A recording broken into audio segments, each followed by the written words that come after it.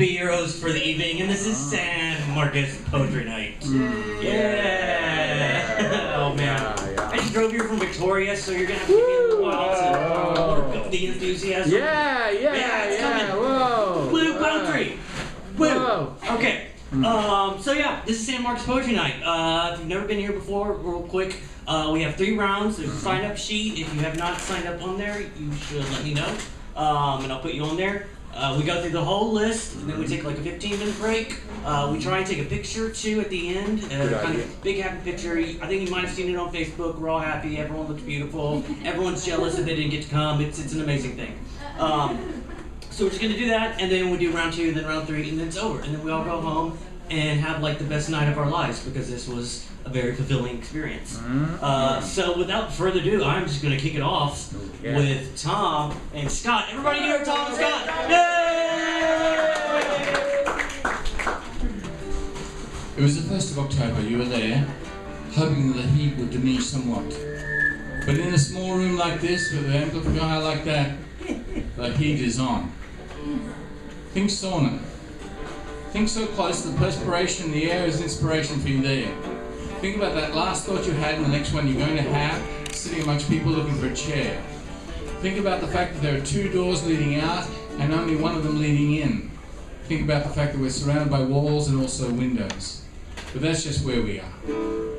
Just before we arrived, you've all got your microphone, your little phones. Would you put your phones in the air like you just don't care?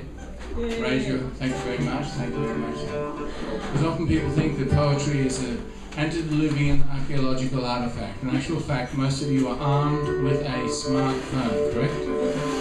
And you must have that at all times.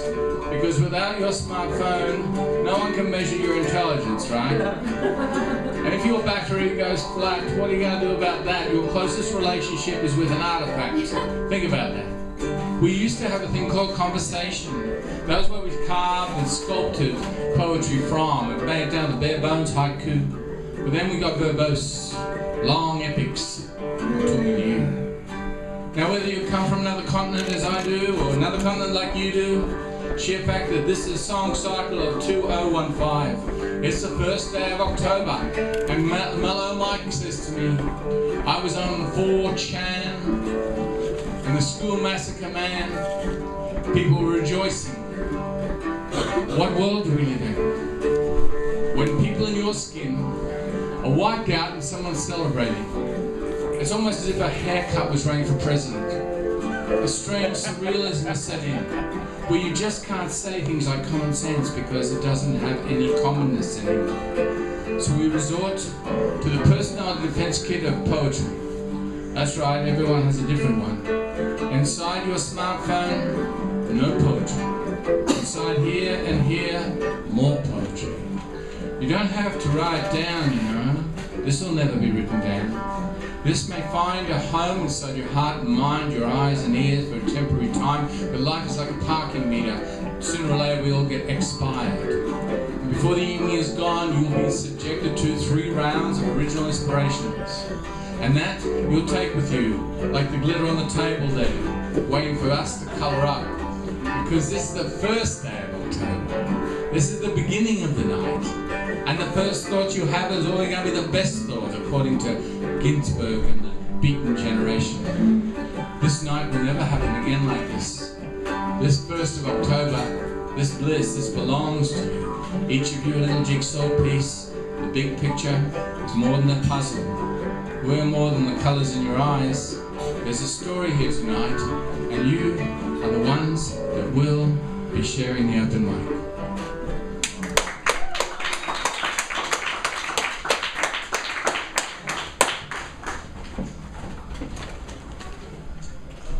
All right. That's Thom and Scott. Everybody give it up for Thom and Scott. Love it. Always loved it. Always such a great experience. And yeah, that what Thom was just talking about, the 4chan thing. Oh, it's pretty. There's just a lot of messed up things that have been happening lately. So anyway, I'm gonna bring up the next poet because I think he actually wants to talk about one of these things. I mean, you're just gonna have to bear with this guy. I mean, yeah, that's me. It's you. I knew it was you. Yeah. All right. That joke's never gonna get old. Never. Never.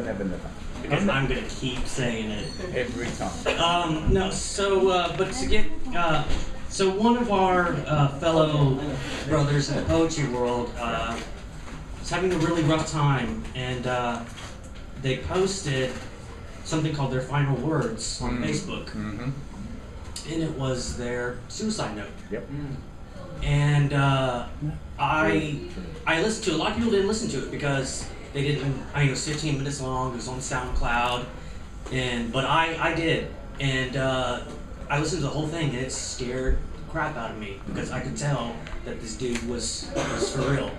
So we all kind of scrambled together. This guy lives in California, so we all kind of scrambled together. We were able to get his number, and they were able to contact him. They were able to get him. They got him in time. He was sent to the hospital, and then he recovered. But it's a messed up thing because nobody saw it coming, and the people that did see it coming had been fooled by him so many times in the past that they thought, this didn't matter, so they weren't acting on it. So with that said, I wrote a poem a while back about someone else that had done that and succeeded, and so I kind of want to read the poem again just for myself. It's called Suicide, the Atom Bomb. When their life is taken by the best kept secret, an atom bomb is detonated. And everything they ever were and everything they ever would be is gone in a phosphorus flash, an ignited instant. There's nothing left but a smoldering crater, a reminder, an echo of everything they ever were, everything they never will be. All around the crater stumble the shell-shocked survivors. Beleaguered by their beloved, these family and friends are left with infinite weights on their minds and aching answers in their hearts, wondering what they might or could have done to save what should have been. Call it post-traumatic suicide disaster. This gasping for closure like the gasping of straws in a world where all it took was just one more straw to break their special one's spirit for good and gone. If anyone unfortunate enough is left to stare at such an empty crater, they tend to beg for some kind of epiphany to enlighten the wise. Or they tend to pray for some kind of answer to fall from the skies. When staring at this lonely crater, it's only the silence that can be fulfilled. Really, what answers are there in a crater? Thank you. Beautiful. You know what? I'm on San Mark's Poetry Night. My name's Potato Mike, Michael McClanahan. If you were ever feeling shitty one night or something like that, send me a message. Odds are I'm probably having a few beers and I would be more than happy to talk to you. Even if I'm not having a few beers, I'd still be more than happy. All the people that just joined us too, if you would like to read, this little thingy is the list. Yes, I know it affects you at the end. So anybody else that is not on the list, do you want to read? I can send this back there. Nope, all here just to listen. That's cool too, that's still awesome. Alright, so coming up next we've got David Young. Everybody give it up for David Young. Yay!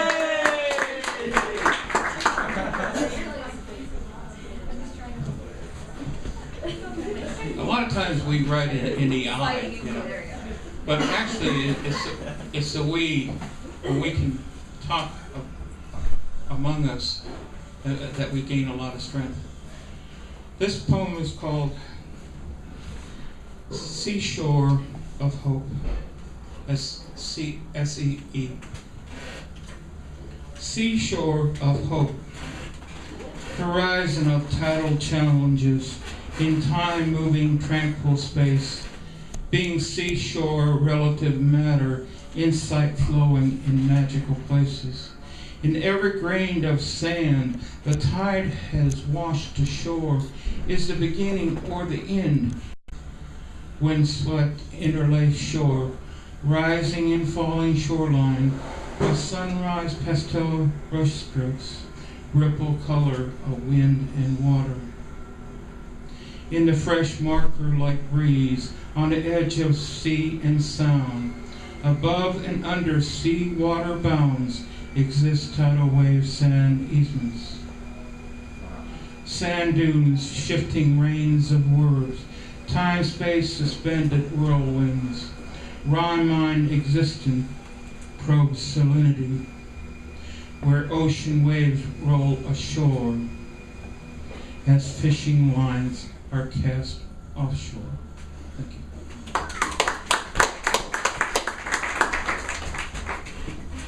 All right, thank you. So coming up next, we've got Louise. Everybody give it up for Louise! Yay!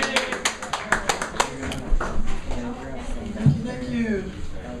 If you want to do this on Sunday in Austin, Texas, in North Austin, come to Recycled Reeds 5335 Burnett Road, 3:30 to 5:30, and we'll have some fun there.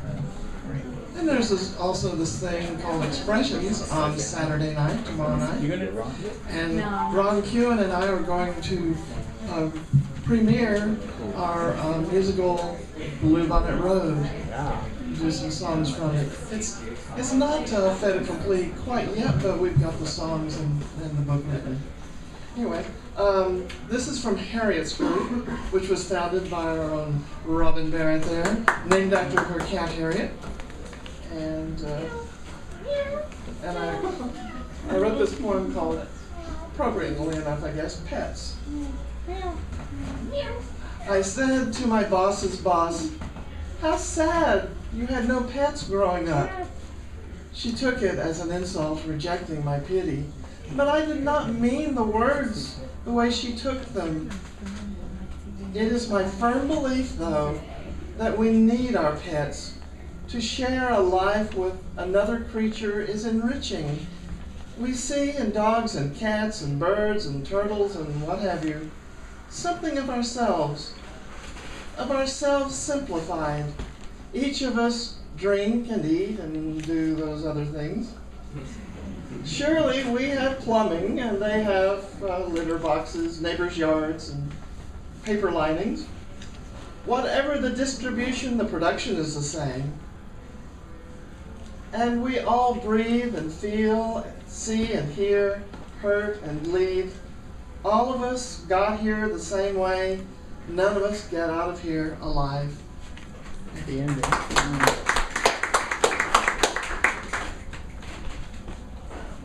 Where's my list? I'm flying blind, people. I see. Gotta have your list. All right. Okay, and just look, we've got one seat over here, and there's one seat right there. Yeah, and actually we can, there's floor space too, and I was thinking, I mean, we could probably bring in some chairs if we ask really nicely. So coming up next, who do we have? We have Robin! Everybody give it up for Robin! Yay!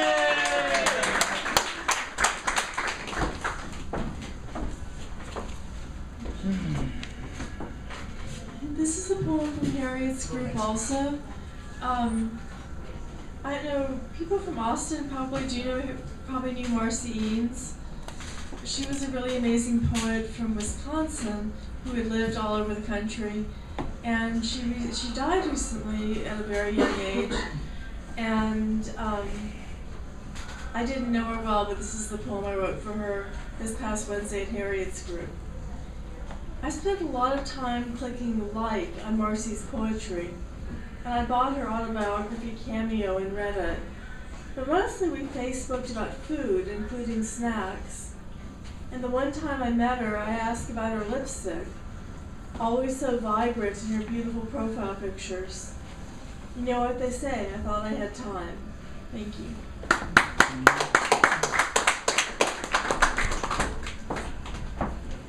Thank you.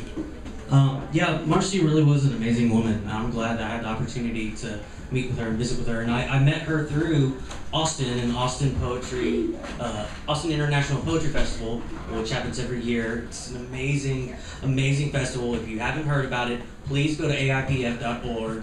The next one's coming up in April 7th through the 10th. 7th through the 10th. But it's got poets from all around the world, workshops, really, truly, if you like poetry, you're going to be surrounded by other people that like and love poetry, and you're going to meet some of the most amazing people ever. I mean, and that's just my, opinion, but they are the most amazing people ever. So anyway, coming up next, who do we have? We have Adam Mam. Everybody give it up for Adam Mam. Hooray!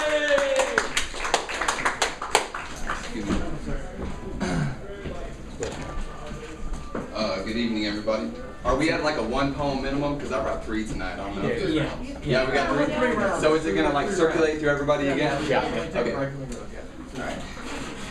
My first poem is dedicated to my relationship with God. Actually, it's I don't know. It's kind of a touchy subject, you know what I mean? But it's just something really powerful and really beautiful, and it just moved me this one morning when I had a pen and paper. It's called Nothing Sweeter. It's called New Days, Sun Rays, blessed these days in so many ways too. Right here now, iridescent with you. Treasure chest, joyfully blessed, my soul's at rest. Once again, thank God for freedom of choice. This is my voice, so I choose to rejoice. Perhaps you'll notice, I pray that you'll know this, and to know this is to know bliss. Rapturous moments with your kiss. Resplendent colors, we're showing it, glowing it as we're flowing here. Much further beyond the stratosphere, pure atmosphere is so rapturous here. The word so brilliant, I had to use it twice. Beyond nice, I feel heaven spliced. Chills like ice right up my spine, transcend time, our souls intertwined, perfection defined like a diamond refined. Uniquely one of a kind, it's a consciousness, we got a righteous mind. Thank you for sustaining me beyond a shadow, I know that you'll remain with me. Here to stay, multifaceted in so many ways, so blessed these days. One love I pray, smile on my face, never fall from grace, set in a joyous pace, I'm in a heavenly place. Glorious cosmos, outer space, we shed light on the human race. Dazzling and colorful, because God's here with me, I love it so. Raw passion, oh so powerful, bearing fruit, blossoming like flowers too. In this place where my soul can be found is a myriad of colors where love resounds. My heart pounds and it beats for you. This is my truth and I live it and breathe it. Vital to my being, I crave it, I need it. Because honestly, there's nothing sweeter. Beloved, you've made me a believer. When I step into glory, I know you'll be there to receive me. Maybe it'll be better than that, something better that can hardly be described, beyond the mind where the Holy Spirit reside. But it's all good because I know you're here through the journey. So while I'm here, I'll sing to you like fire burning. My song rises upward because you're the one I'm concerned with. Amen.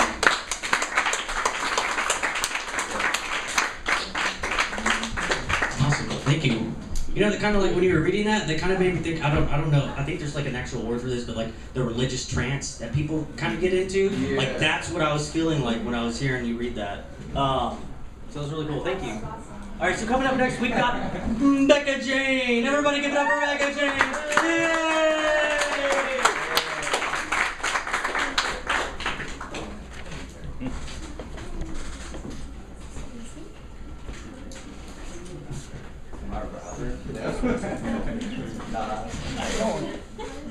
Okay, this is called 11:49 p.m. Okay. I wonder how the stars feel, spread softly through the sky, unable to speak out as the stories unfold. I wonder what they'd say about us, if they beg you to chase me down, or maybe nodded as I drove away without glancing back into my rear view. Maybe they'd guess things would end this way. Maybe I should have never kissed you that night in your car. Maybe I should have just gone home. They probably thought it was crazy to reach out and grab your face as you slowed the car before pulling out. But you kissed me back and you pulled me closer. I bet the stars said not how naturally it came to us. Like our bodies were meant to be tangled up in each other. I wonder how in love we'd fall, if only I'd stayed.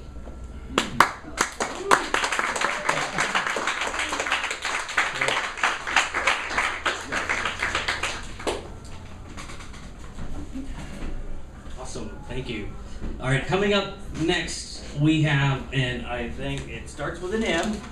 Starts with an M. So everybody that's name starts with an M. No, Morgan? That's me, Morgan. Yes, Morgan Day. Everybody give it up for Morgan Day. Okay. So a little preface, the way that I write poetry, I just kind of do free flow thoughts a little bit and they end up on the same page, and it's become a running joke that the poem that I'm about to read to you has this title, It's Hip to Be a Vegetarian. But I will just let you know that it has nothing to do with that. This is actually kind of an intense poem, so just, but it's hip to be a vegetarian. I'm hanging upside down, bounded at the feet and dangling from the top of the bell tower, suspended in this infinite second. The wrecking ball has struck already, it's quiet. We wait for the collapse of ourselves. Here's hoping our hands find each other's final grasp on the way down. And if they don't, I'll keep my eyes closed shut with the rest of my strength, and I will pretend we are nestled and faded into each other on an easy Sunday morning. I won't be angry with you. I will make believe our last interactions were a back and forth of I love yous rather than you hurt too much. Death comes swift. I hurt too much.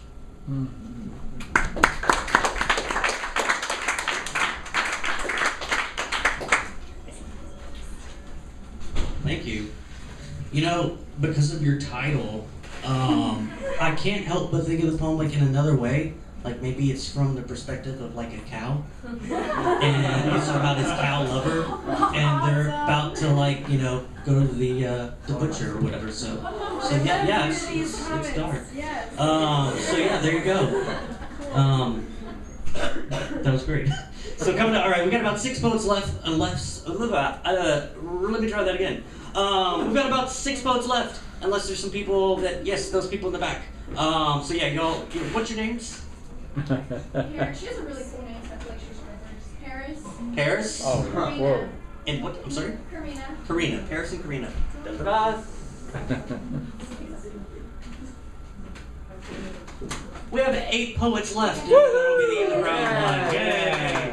We're all gonna take a picture. It's gonna be great. So, all right. So coming up next, who do we have? We have. Is it Rebecca? We've got Rebecca. Everybody, give it up, Rebecca! Yay!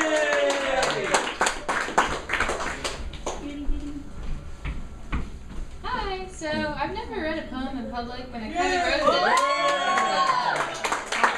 I wrote this like 25 minutes ago with my friend, so that's that. Right. We're just kind of feeding off of each other. Okay. And it doesn't have a title, so that's okay too. This side of the crowd, a newfound space. Perfect pretty panties, a vision of lace.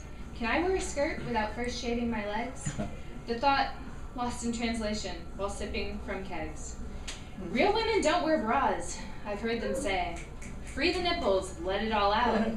No more work, let's play. Each day a question of which approach to take. A truer you the world does make.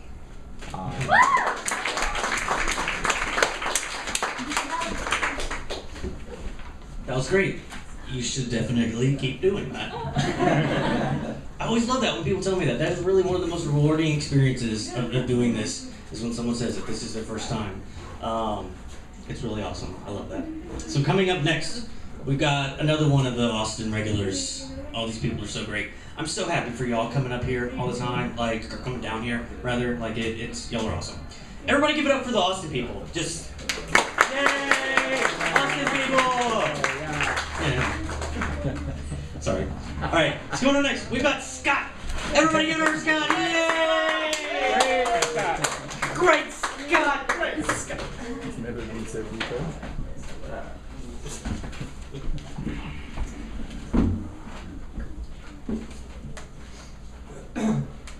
So way down, we're not in a hurry. And Pat has showed how to come up with something good to say, and a lot of good things have already been said, and I'm not sure how to top them. And I don't want to top them, I want to get something just in between them that says something about all of them at once.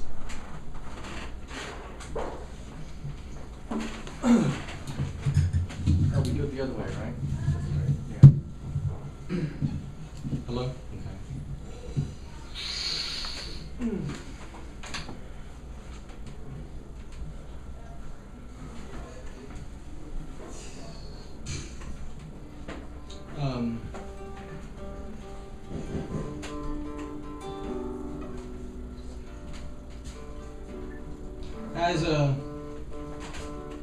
As a survivor of mental illness, and some might say a thriver, I suppose, if you call dedicating your life to going to nothing but open mics and writing poetry, that's what I call thriving. So, but as a survivor of mental illness, manic depression in particular, and schizoaffective exactly, I also have seen craters opening up before my very eyes.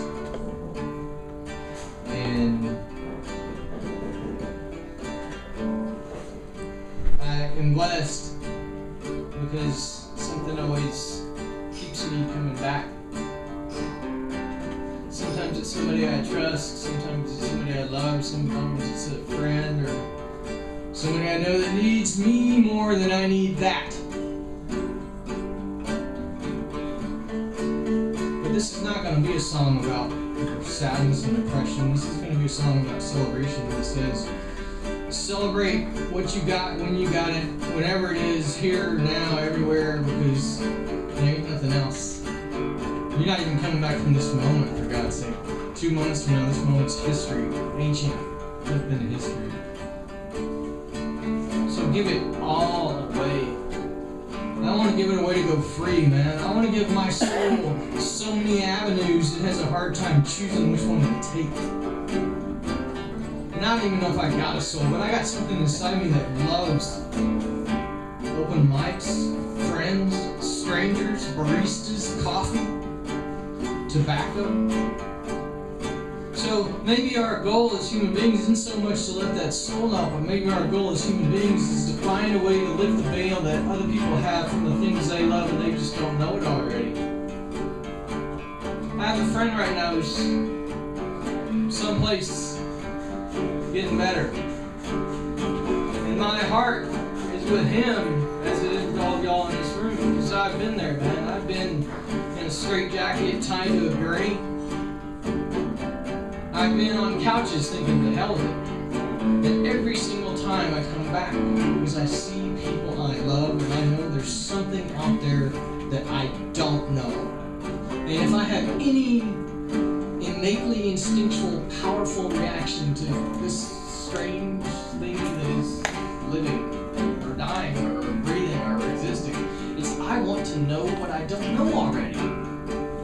I want to know that thing that says somewhere in this room there may be somebody who says something like, hey man, I've never done this before, or hey, I've never done improv, because I'm sitting there not knowing what's happening next, and that's sort of the idea, isn't it? We have courage, fearless, crazy, blind, flipping courage, and I'm trying not to cuss, man, but God, I want to cuss, I want to say so many profanities, I want my tongue to fall off.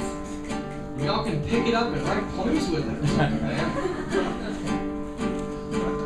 And so, I can't really tell you where the song's going to end, because the guitar does all that work for me.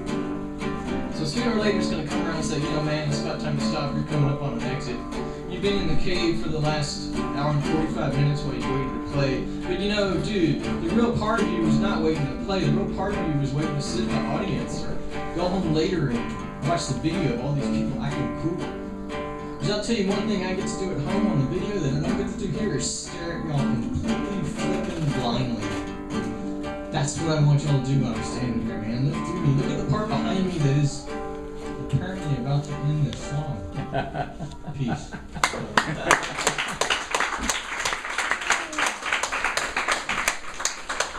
That was a different end. Awesome, thank you so much.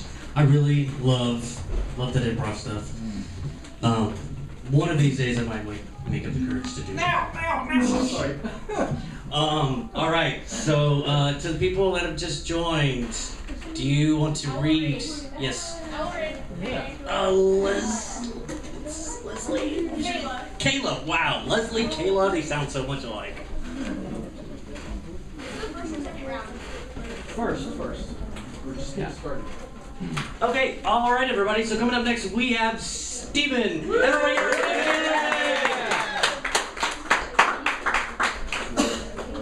Hey, Steven. Alright, so I wrote this one last night, pretty late, like at 4 o'clock in the morning. Yes! Poet time. Best time. Witching hour. Sort of. I was also on, for the first time, some nutmeg. Oh. Nutmeg. So that was kind of weird.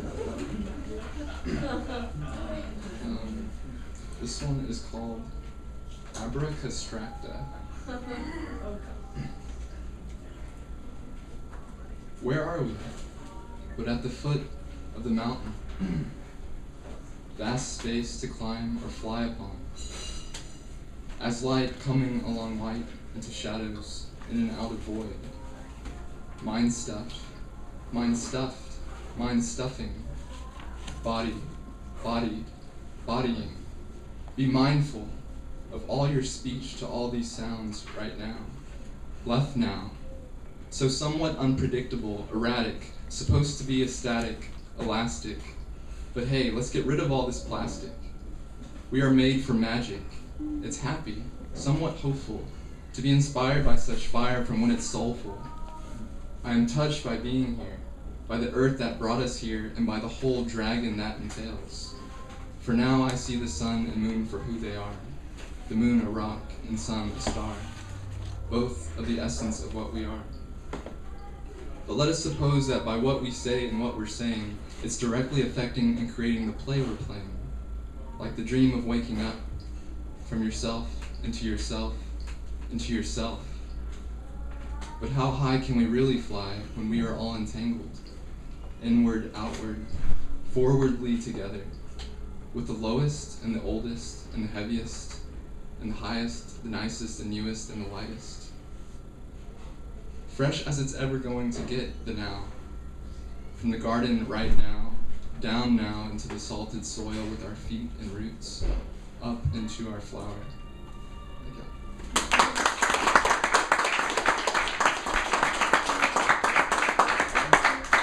Awesome, thank you. And you know, I just have to say it because this was very odd to me when you said it. I have no idea what nutmeg is like, why we drink a whole bunch, but what? In large quantities of those. Oh, really? That's good to know. Very dangerous. Yeah, I think I would get really sick. Be like, why are you feeling that? I had way too much nutmeg. So coming up next, we've got how many do we have next? We've got 2, 3, 4, 5, 6. We have 6 poets left. If there's anyone that's just joined us that would like to read, please let me know. No. Okay. Coming up next, we have Debangana. Everybody give it up for Debangana. Yay!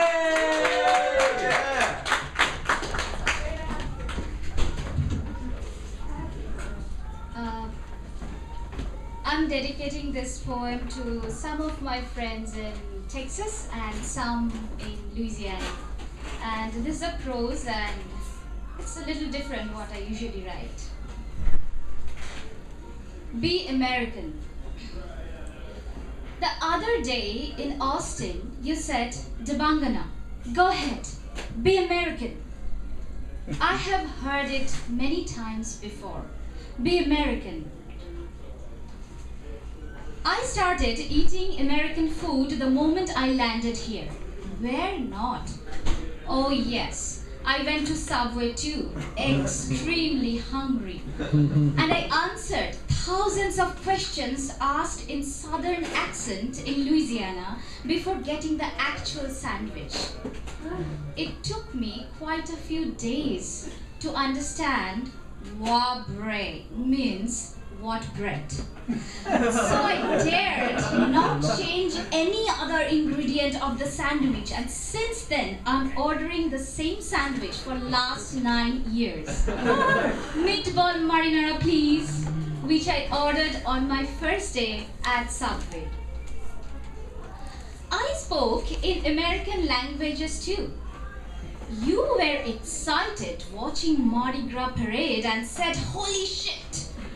Or, reading poems together at the bank of Mississippi River, you said, oh, such a badass poem. I could only be startled by such expressions. It took me few months to realize that those were nothing but your heartfelt appreciation.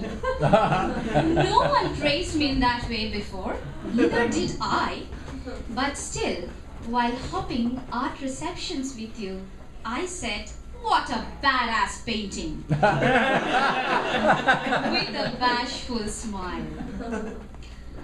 I explored American cultures too. Art, music, poetry, or creative events in a bar? Oh my goodness. I never thought of that before either. Actually, I had many reservations about even the idea of visiting a bar. Still, you a man could visit, but a woman from a good family? No way. I still went to bar confidently with you to listen to the music and the creativities and thoroughly enjoyed it.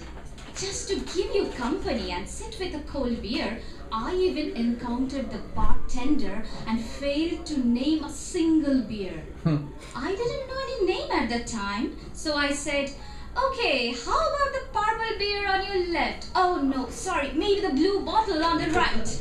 I have seen the bartender suppress a smile. I too have done the same, seeing myself becoming so American.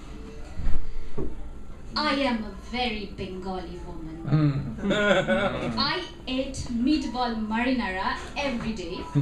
Did not say badass. And I still can't name a brand of beer readily. Still, you seem so dear to me. When I see your eyes well over hearing about my impending 3 months trip to India, I feel so American when you whisper to me, this is your stage too. This is your home. And smile encouragingly from the side of the stage.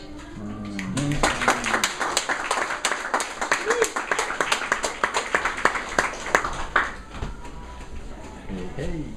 That was really great. I feel so damn patriotic. Got a flag. Having all that stuff at a bar too. You know, I never thought about that. That's America, man. Yeah. Poetry at Bar a bar. America. Art at a bar. Everything at a bar.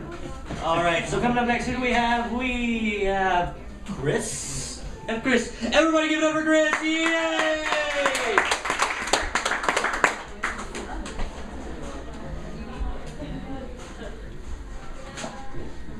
So many faces. I swear, I'm scared. This poem is one of my good poems. I made this the other day. It's called The Poet. Darkness surrounds me. I can't get away. I need true love. I'm stuck on these chains. Fires surround me. I don't want to lie. Broken, unspoken, a pain that I hide. The fears that I hold, I fear for my soul. So deep in this pain, let go of these chains. The fires that scorch my own broken heart. I say a deep prayer that lights up the dark. Peaceful surroundings of people who hear. Strangers all like me who wish someone cared. I look in my heart to see where it lies. Feeling compassion with tears in my eyes. Whatever you feel, love is all you need. Get rid of your fears and follow your dreams. Never forget this, love isn't a chance. It's kindness of heart that makes us all dance. No longer empty, I see someone's hope. Can't wait to meet her, to show what I know. I'll show her my heart, pure joy that I have. Ambitions and dreams, that makes me a man. I now say farewell. I now say farewell. I'm glad that we met. My first name is Chris, and I'm a poet.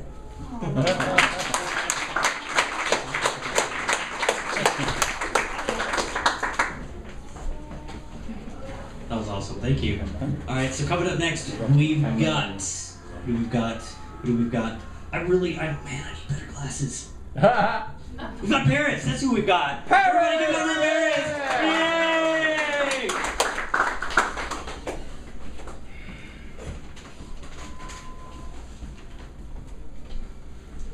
I'm not going to read original. I'm going to read one that I really love this poem. It's by Neil Hilborn. You might know it. It's called OCD. The first time I saw her, everything in my head went quiet. All the ticks, all the constantly refreshing images just disappeared. When you have obsessive compulsive disorder, you don't really get quiet moments. Even in bed, I'm thinking, did I lock the door? Yes. Did I wash my hands? Yes. Did I lock the door? Yes. Did I wash my hands? Yes. But when I saw her, the only thing I could think about was the hairpin curve of her lips, or the eyelash on her cheek, the eyelash on her cheek, the eyelash on her cheek. I knew I had to talk to her. I asked her out 6 times in 30 seconds. She said yes after the 3rd one, but none of them felt right, so I had to keep going. On our first date, I spent more time organizing my meal by color than I did eating it, or fucking talking to her.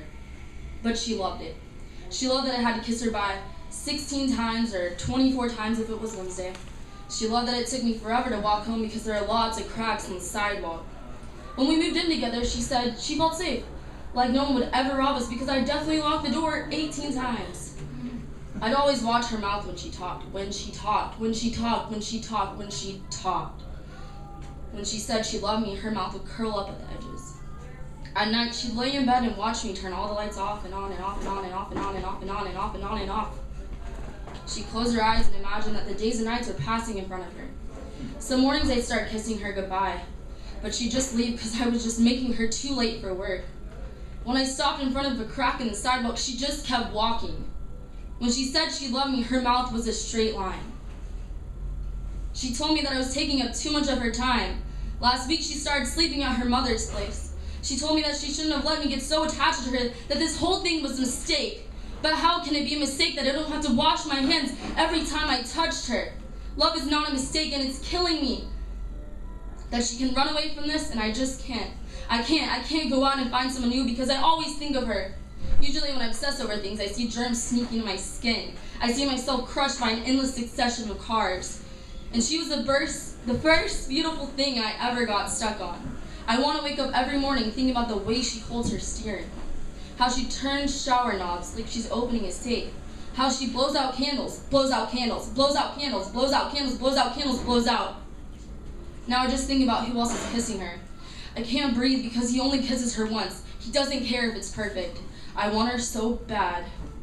I leave the door unlocked. I leave the lights on.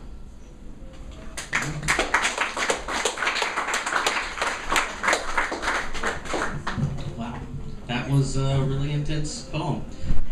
Who's that by again?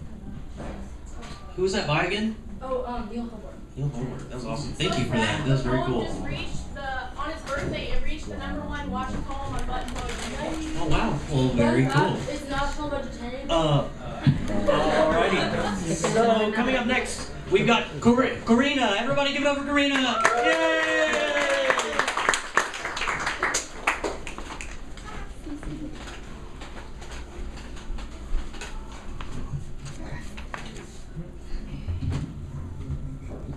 Okay, I'm not that sure. You will be. Hi guys. I've only read my poem out loud once, and it was in the middle of Africa, like a long time ago. Wow. So this is actually feels like the first kind of thing for me because y'all are going here. I actually was hesitant to read this until our dear friend Adam here talked about or shared with us his heart, and I think we find love in the same place, and that's in Christ. So I really want to share my poem. In your eyes are 1,000 oceans that have yet to be discovered, with waves that kiss the shore as if to greet an old lover. But you, my dear, are unlike any other. Your love is the lightning striking repeatedly, and even amidst the storm, it is the comforting roll of the thunder. The sky melts into a mirrored sea of nameless, countless colors, intertwined indecisively, yet delicately, woven into one another. And with one glance you radiate the light of limitless stars, falling full speed into my heart, each one carrying a force of impact that sends like many ripples through the atmosphere afar. Beautiful, small, piercing daggers, like tiny glass shards sharp enough to tear a galaxy apart. And I apologize for those who looked into your eyes with apathy, the way people carelessly glance at sculptures in museums for the sake of easing their own scars. Because, my darling, if the eyes or the frames through which a soul may be saved, then they are the ultimate work of art. Woo.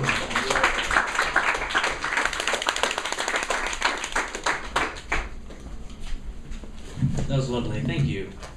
All right, we've got 5 poets remaining now. So fast. And I think that's yes. Can I sign up soon? All right, we've got 6 poets. That's going to put us 8:30, and I think that. Wait, do you want to read 2? Yes. Oh, yeah! Yeah, right. We got 7 poets. So I'm just gonna pass that back there, or you can just tell me your names. That'd be pretty easy too. That's easy. Austin. Kaylee. Alrighty. Yay! You got your name on here? I did, I already got her. Yeah, I wrote it down. What's up, Louise? Da-da-da. And coming up next, we've got Kayla. Everybody give it up for Kayla. Yay!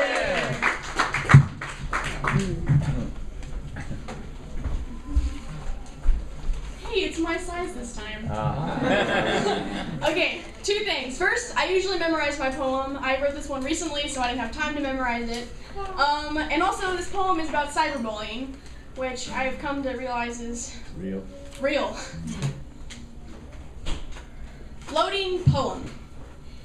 I've merged with my phone. I don't know where my fingertips end and my glowing screen begins. I set the device in an empty room safely away from people on its charger so it doesn't die.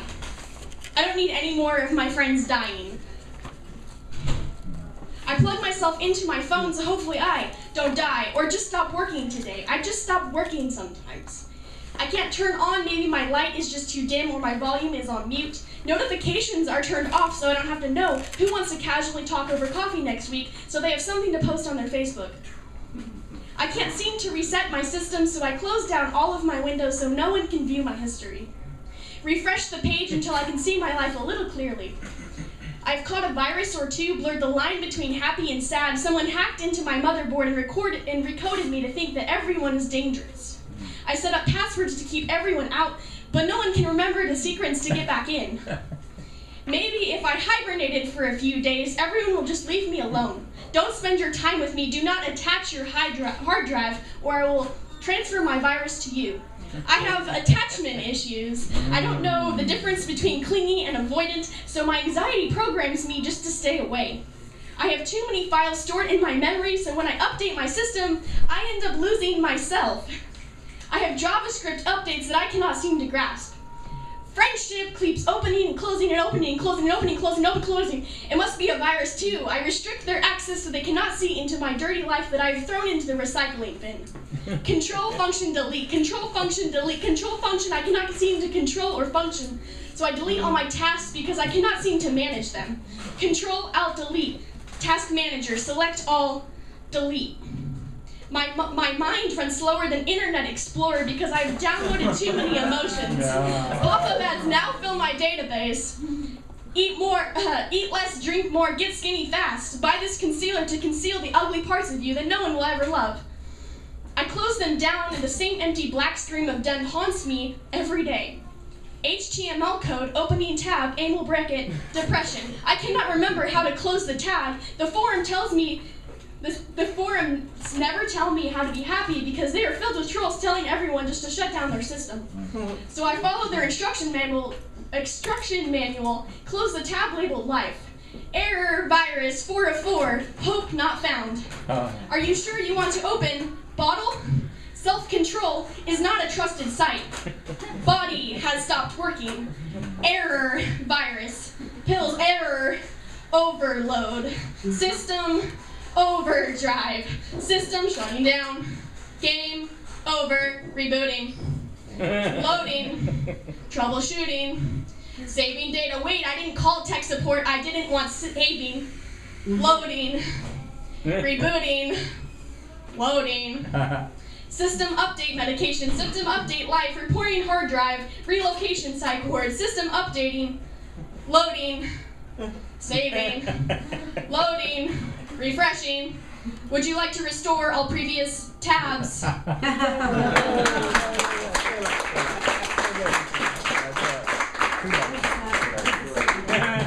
Awesome. Thank you very much. The geek in me really appreciated that. And speaking of, I don't know if y'all are familiar with he's called a futurist, Ray Kurzweil.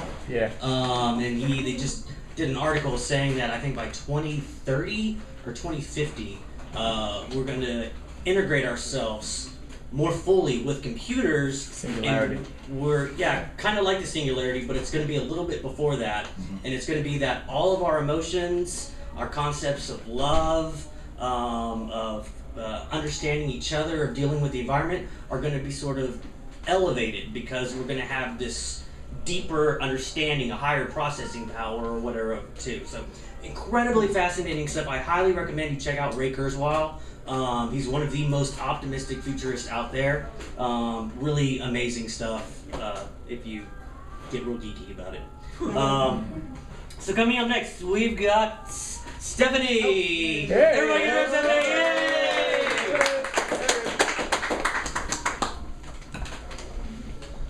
Yay! Hey, How's everybody doing? Great. Right on.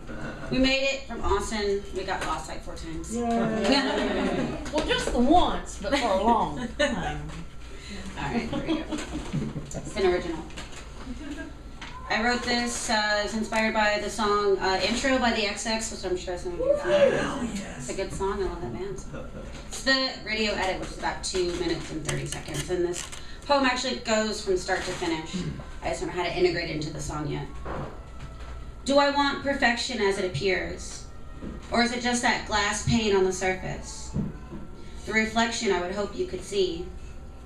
The face flashing forward into the future of a red-stained pane. No longer just clear glass. Can I help but want to see the wounds gush forth pure red blood onto the white sheets we have so carefully laid out to rest our love-weary bashed heads upon? While we allow our eyes to adjust to the new scene and the crystal clear image reflecting on that once clean surface. Once pure and whole. Once completely united in a course of harmonic beats. One oxygenated being, one passion flowing forward fancifully with love, with the essence of clear glass. I wonder how long before we start to ruin that surface, tarnish that one single goal in mind. I hope that the entity of our soul will remain within the common purpose. If not, I fear the white sheets will go from pink to deep maroon quickly, and the slit tongues and throats of 2 scorned lovers will slowly envelop the whole mind of those once believing in happy endings. Thank you.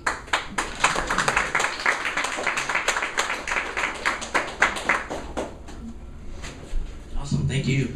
You know, that song is so badass that there's actually, you can go to YouTube and find a 10-hour version of that song. 10 hours. Just loop, and it's because it's pretty seamless, like it can be looped over and over and over again. And I won't lie to you, I've actually listened to about 2 hours of it. That was a fun night.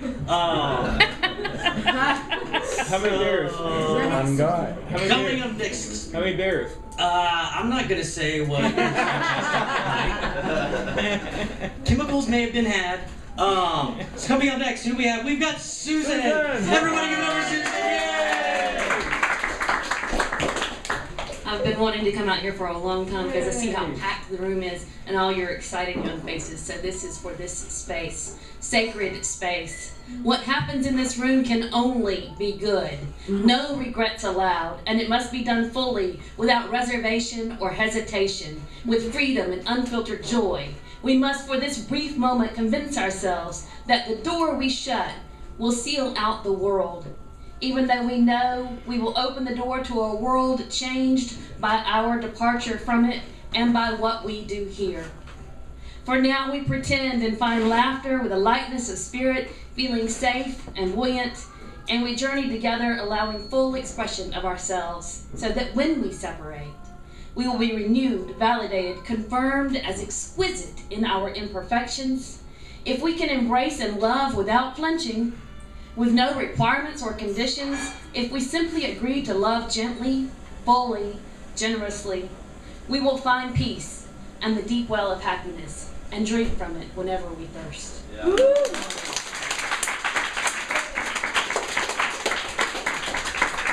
All right, thank you.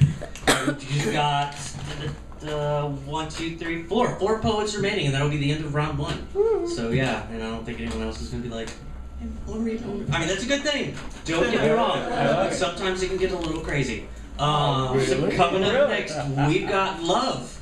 Yeah. Everybody give it up for Love. Oh, wow. Yeah. That's all you need.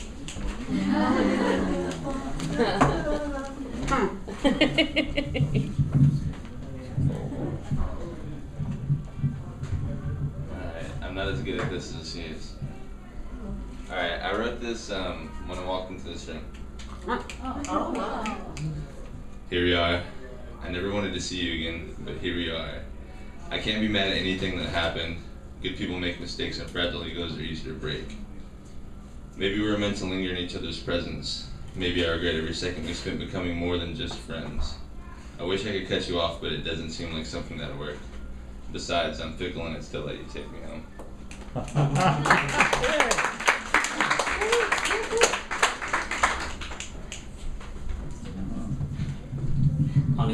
good thing. And self-awareness. I guess those kind of go hand in hand. All right, so coming up next, we've got Austin. Everybody give it up for Austin. Austin! Hi guys, I want to say I'm new to San Marcos, first semester here at Texas State. Used to go to TSA, lived in San Antonio.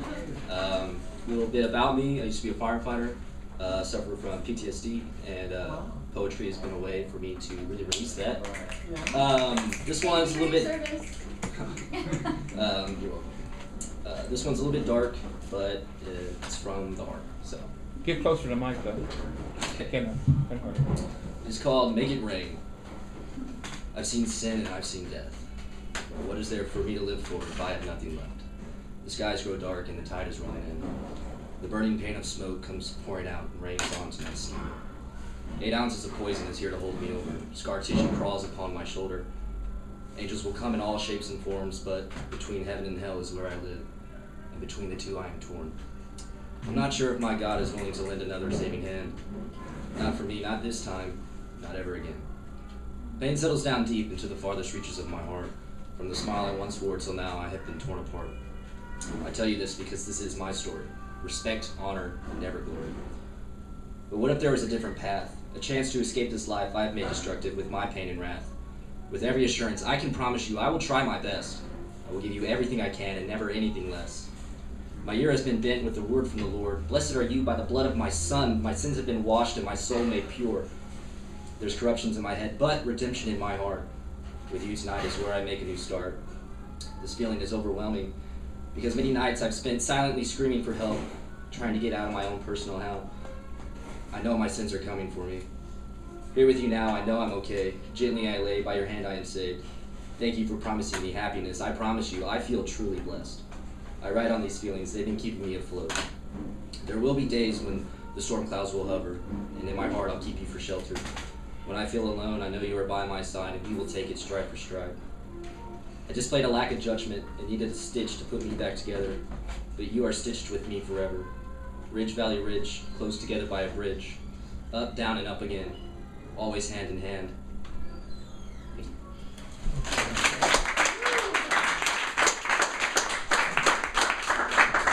Awesome. Thank you. That's great. You know, that's the other thing I really love about Poetry Night and open mics in general is that for a lot of times it's just great to get this stuff out and to share it because, and you never know, someone could have a completely different experience from you, but you hear it and you know you still can benefit from their catharsis. So that's really awesome. Thank you for that. So coming up next, we have got Kaylee. Everybody give it up for Kaylee!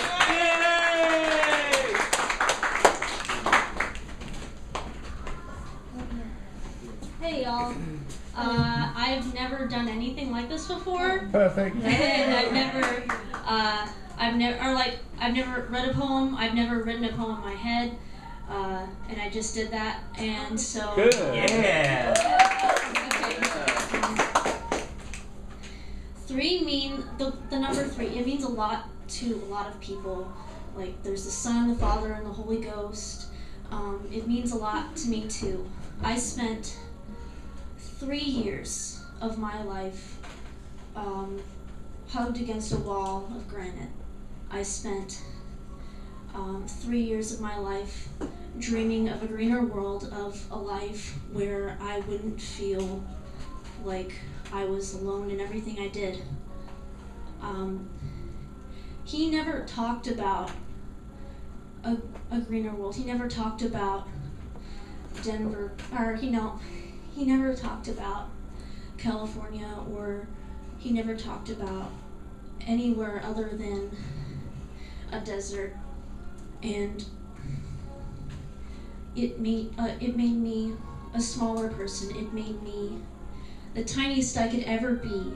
I spent 3 years in that, and I've spent the past 3 months finding that greener world. I've spent the last 3 days trying to keep the granite away from me because it keeps trying to come back, and I can't let it do that again.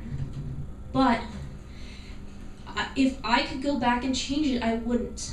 Because if I had not been attached to that wall, I would not have met the people I know today. I would not have been, I would not have grown as a singer, as a musician, as a performer. I would not know people that I love with all of my heart.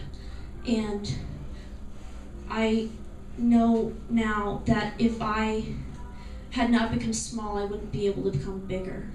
And you are what you love, not who loves you.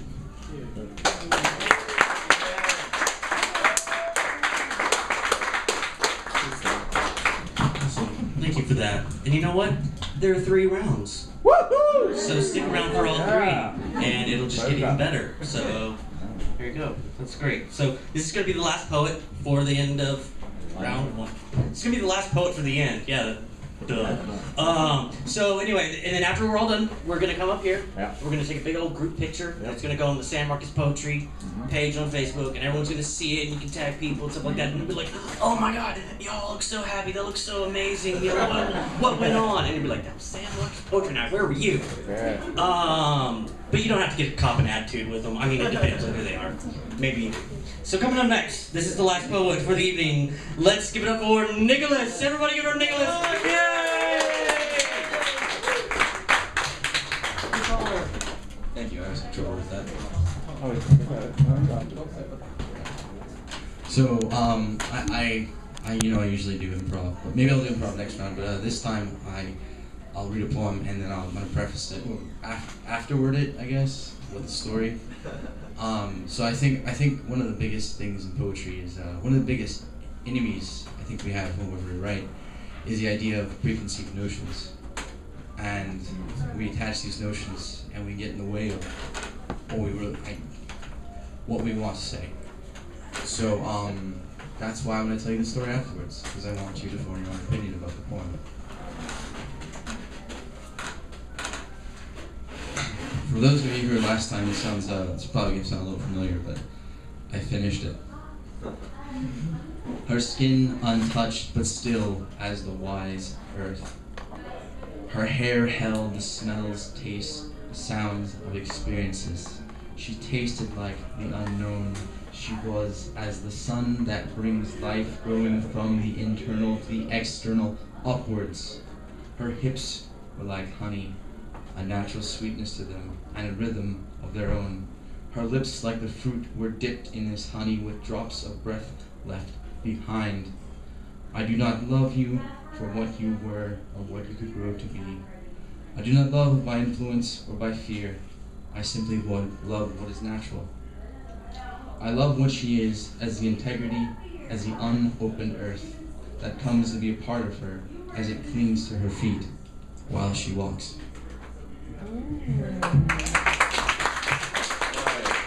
So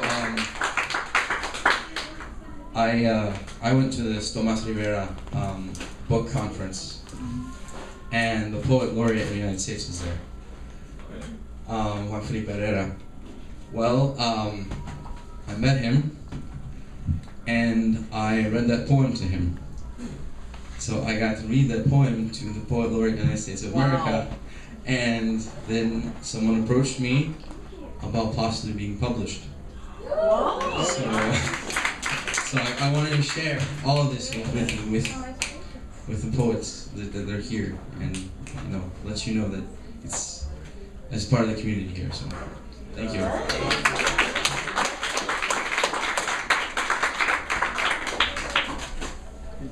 Hell yeah, man, that's great. That's why when you go and I'm telling you about the Austin Poetry International thing that happens, Austin International Poetry Festival, I'd get it right one of these days. Stuff like that happens. There's so much, serendipity there. It's really great. I can't tell you how many awesome people I've met from there, and just the Austin poetry scene in general, and this San Marcos poetry scene. It's some of the coolest, greatest people ever. And the Victoria scene. And the Victoria scene, yeah, where I'm from. Yeah. My town. Yeah. So anyway, this is the end of round 1, everybody. So if we can come up here and take a big old picture, that'd be super awesome. Because y'all are awesome. I'm so glad.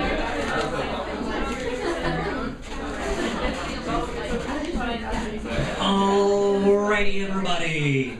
Okay. It's that time. Woohoo! It is time for round 2 of San Marcos Poetry Nights. Thank you for sticking around. This is going to be another awesome round. Oh yeah. Alrighty, everybody, you ready? Are y'all ready for round 2? Oh yeah. Yeah. Oh yeah. I thought so. I know I'm ready. Alright, so without further ado, give it up for Thom and Scott's. I used to be a nostalgist, then I became a futurist, but that was yesterday. I study almanacs, starting with A. I don't get beyond A because I think A. But I'll tell you, there's a lot of people leaning towards Armageddons and, you know, Acropolises and all the bad news. So I say, gather shadows. Come on. Let me give you reasons to rejoice. You are here in a temporary autonomous zone, here in San Marcos, where people have made a pilgrimage from South Austin to San Marcos to be with you. In Hutto. And where? Hutto. She came from Hutto. It's the other side of saying the that wall. fast. What I'm saying is this is a significant ritual. And it's made important by the differences of belief, the divergence of our ephemeral appearances with each other, because this ain't going to happen twice. So I want to invite you. When you appear as a poet, most of it can scrape off the wounds of the past and you heal the differences between what's real and what you fantasize, and you use this open mic as a sort of salvation device. Well, that's fine, because every purpose under the sun is a moon poem. But reflection, of course, is only one aspect of the journalism of your soul, and your spirit sometimes calls for places that are sanctuaries, where there's no control but actually free speech. So I want to introduce you to a reading that's been going for over 17 years at the Baha'i Center on the first Saturday of every month. Wonderful Louise is presenting Blue Bonnet Road. That's you. Stand up, please. That's on Saturday night at the Baha'i Center.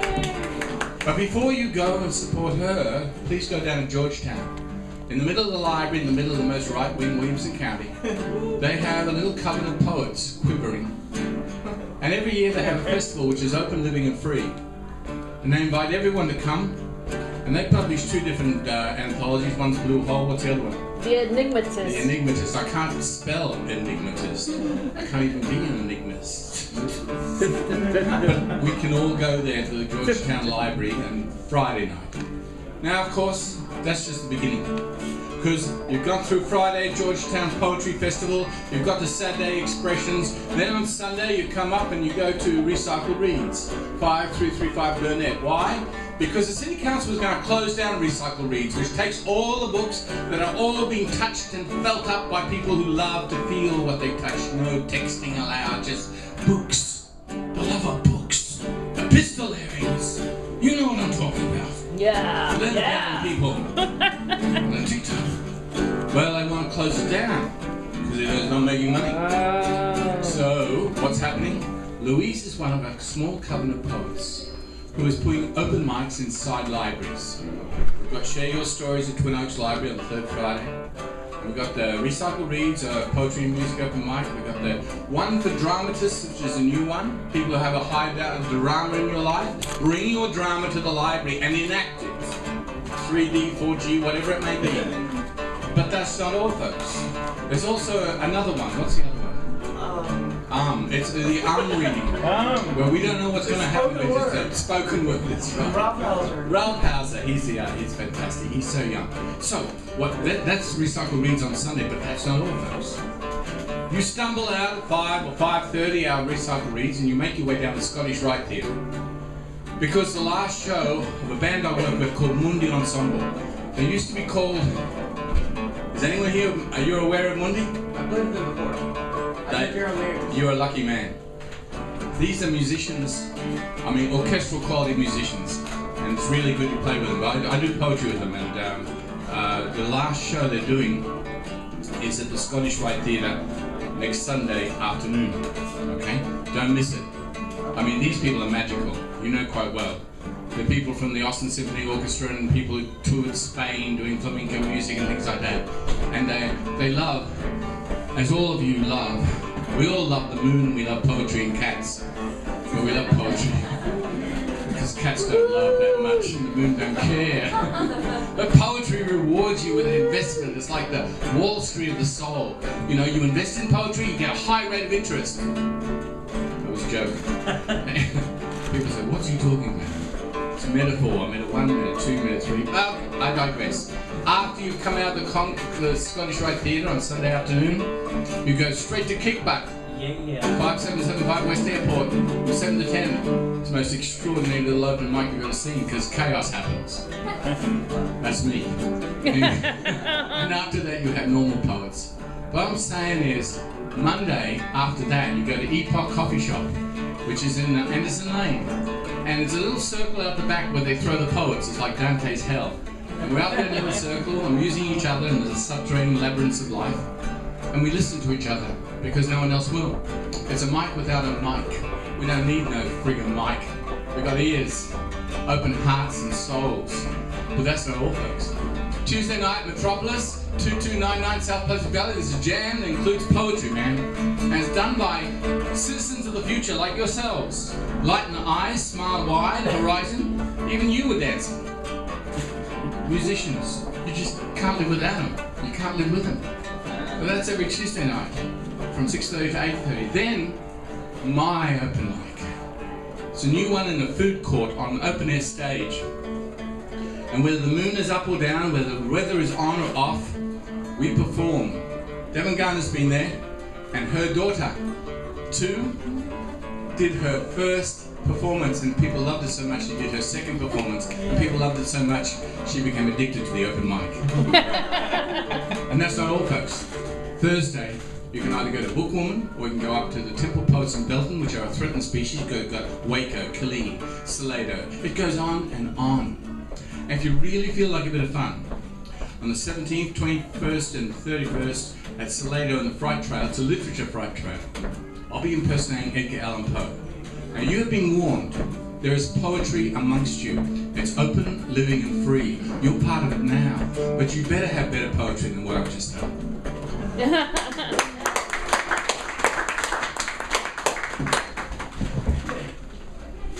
All right, thank you, Thom.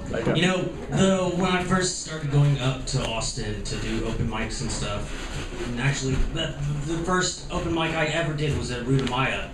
And I was incredibly nervous. I was shaking so bad, and I apologized for it. And I heard this guy in an Australian accent yell out somewhere, like, oh, when I apologize, that's how we know you mean it. Yeah. And then from that moment on, everything was okay. And then afterwards, he came up to me, he gave me a flyer, showed me all these open mics. Every time I saw him, he gave me another flyer. And I went to as many of those open mics as I can. And that was one of the greatest journeys I think I've ever begun. And I like to call this dude the poetry ambassador of Austin. Yeah. I think he really embodies that. Yeah. All right, so coming up next. We're not worthy. Yeah, all right, so we got this guy that we got to, just get out of the way with, but just, kind of bear with him. It's me! You did it again! I got y'all! You got no idea what I was doing. Every time. All right. So I'm going to kind of keep going along a certain thread that I started in round one, because what happened to our friend and hearing that really messed with me. So this is something that I wrote. It's called 15 Months Later. I've had a lot of health issues in my life, and I was put on pain medicine when I was very young, and then I got incredibly addicted to it for over 12 years. And this is when I finally said enough was enough, and this is 15 months after all of that. This is almost a nightmare. The setting is right. It's 4-something god-awful a.m. and you're in a dark bathroom trying to escape the ravages of a body gone apeshit. Trying to shut all the dark doors it has kicked open. Trying to quell the murder of thoughts threatening to blot out your horizon. But this isn't a nightmare because you feel a monkey crawling up your back. You can hear it screaming in your ear that this is not a dream, but you still better wake up because this is not a dream. Those words hit like thunder and throw out flashbacks that disorient. Flashbacks to nights of no sleep, days of exhaustion, into the blurry gray, guilt-inspiring, times of wanting to give up the fight. This is dangerously close to a nightmare. A totem in the form of a pill bottle is what drew you to this spot. Your pain-delirious steps brought you here, and your spirit-fueled stubbornness holds you back. Here you are, and here it is. The bottle with the quick answers and backwards directions. The simian in your spine screeches. You can take just one. Just one will be okay. And the coven of crows caw. You're in pain. You're exhausted. Just one is understandable. Just one is an honest break. Their noise is so convincing, so conniving, that you feel yourself falter for a second. A second where you are too indomitable to fall, but only human enough to falter. And faltering on the edge of a cliff overlooking a terrible abyss where you can see the past tense threatening to swallow up the present, a shudder of revulsion causes you to take a step back. Just one holds the gun. Just one is apathy on the trigger. Just one in the abyss as one. No, the abyss cannot win. As long as you are feeling, the abyss cannot, it will not win. With one step back, the memories flow in and the tape plays back. Mute and out of focus, the tape plays back. Feelings of the abyss reach out from every moment and the tape plays back, and you step back again and again. Again until you find yourself out of the bathroom. Again until you're out into the hallway. And again until you're finally in your bed. Instead of a bottle of pills, you reach for headphones and you lose yourself somewhere between the ears and over a river. This is not a nightmare. You made sure of that. Thank you.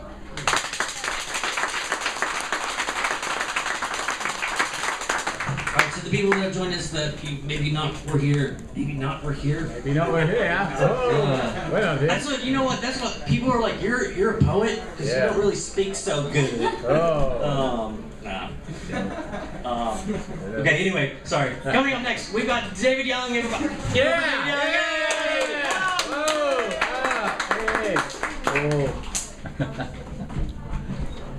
Can you feel the power in this room right now? Yeah!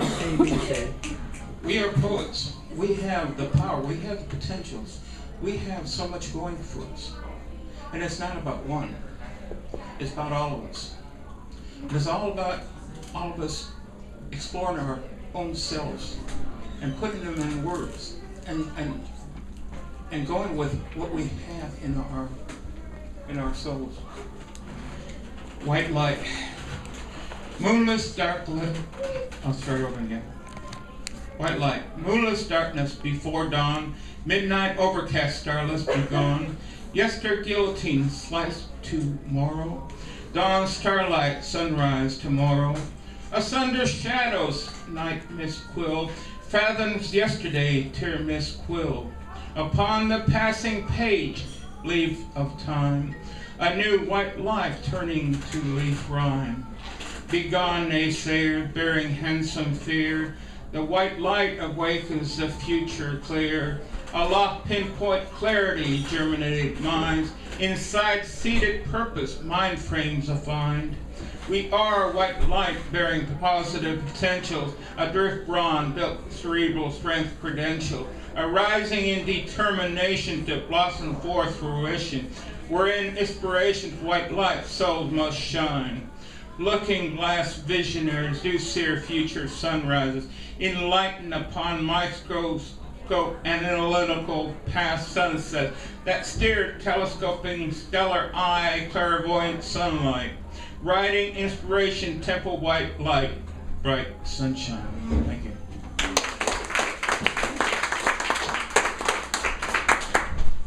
Awesome, thank you. All right, and I think I was gonna say this last time, but I spaced out on myself. So if we have any new people and you want to sign up, please let me know. If there's anybody here that did not sign up that would like to read, Secondhand people. no. Okay, doke. All right, so coming up next, who do we have? I should know them. Louise. We got Louise. Everybody give it up for Louise. Yay!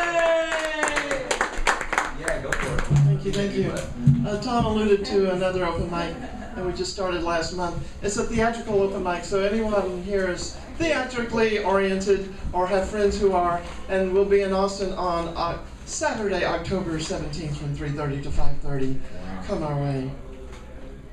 These are a couple of poems, very short poems, that I wrote in Harriet's group on Wednesdays from 1 to 3 in the afternoon at Strange Brew on Manchaca. They're going to change all the street signs on Manchaca to Menchaca, which was the original name of the person it was named after. He's a man. How we got Manchaca from Menchaca, I don't know. Moo. There was a cow in the kingdom of Moo. She gave golden milk, sweet and true. When Moo was lost, the cow was gone. Our search for Moo goes on and on. Ineffable. Ineffable is unspeakable, unsayable, indefinable. But every day I hear effing this and effing that. Ineffability is not so rare as I would think. Thank you. That's awesome.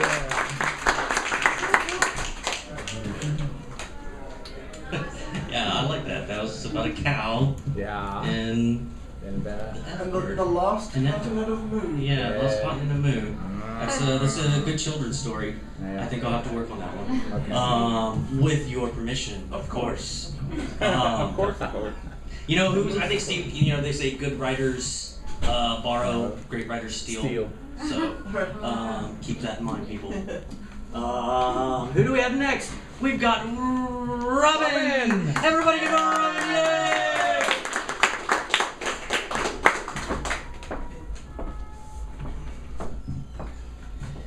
Let's see, this is about a trip to the Southwest when I was a child, and the memory is very, very clear, but I'm talking about the late 60s, so I don't know exactly where it was. But otherwise, the poem is true.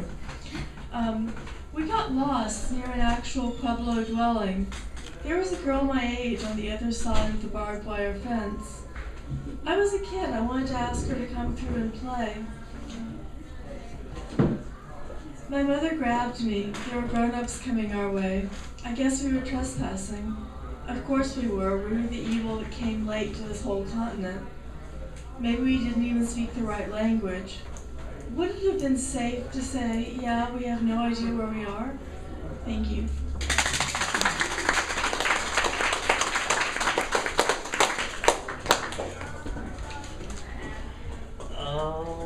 And coming up next, we've got Roberts. Robert, everybody get ready, Robert. Hooray!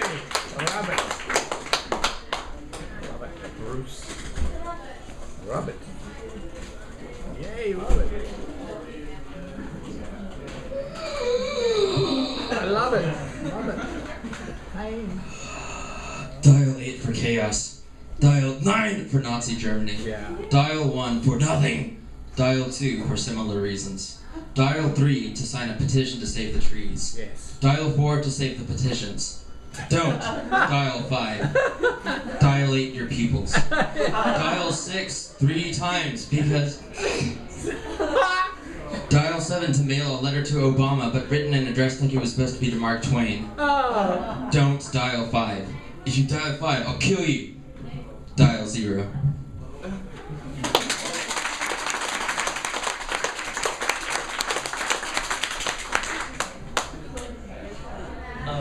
Dial 8. Yeah, I love that. You know, there's no such thing as a bad pun, and anyone that tells you that is dead inside. Coming up next, we've got Adam. Everybody give it up for Adam.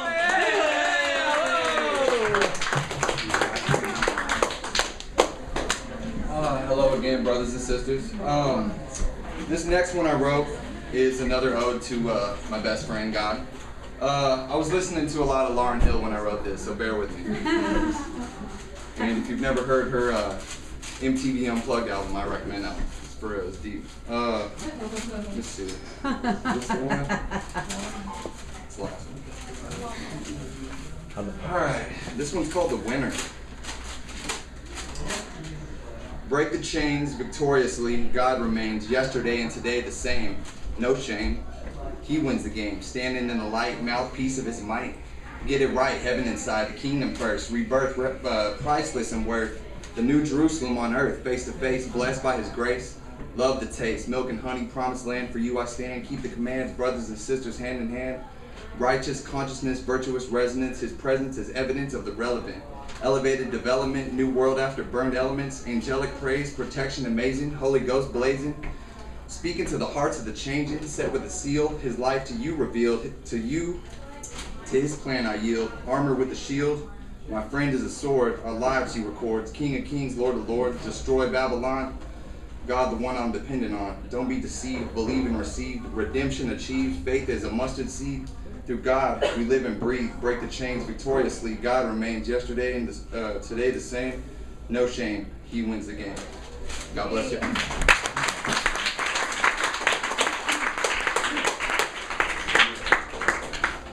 Awesome. Thank you. Yeah.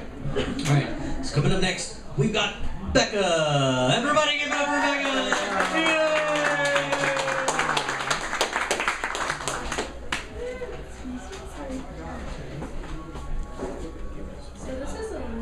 Different than what I was doing before. It's not really a poem, it's kind of just like a...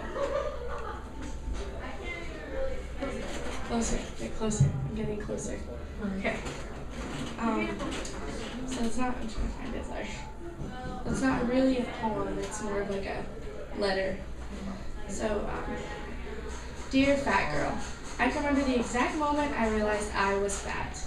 Little 8-year-old Becca was at a friend's house swimming, and they easily lifted themselves out of the swimming pool as I struggled kicking one leg over the other to the other side and rolling onto the ground. Embarrassing? Yes. Did it faze me? No. I can remember the first time someone made me cry in reference to my weight.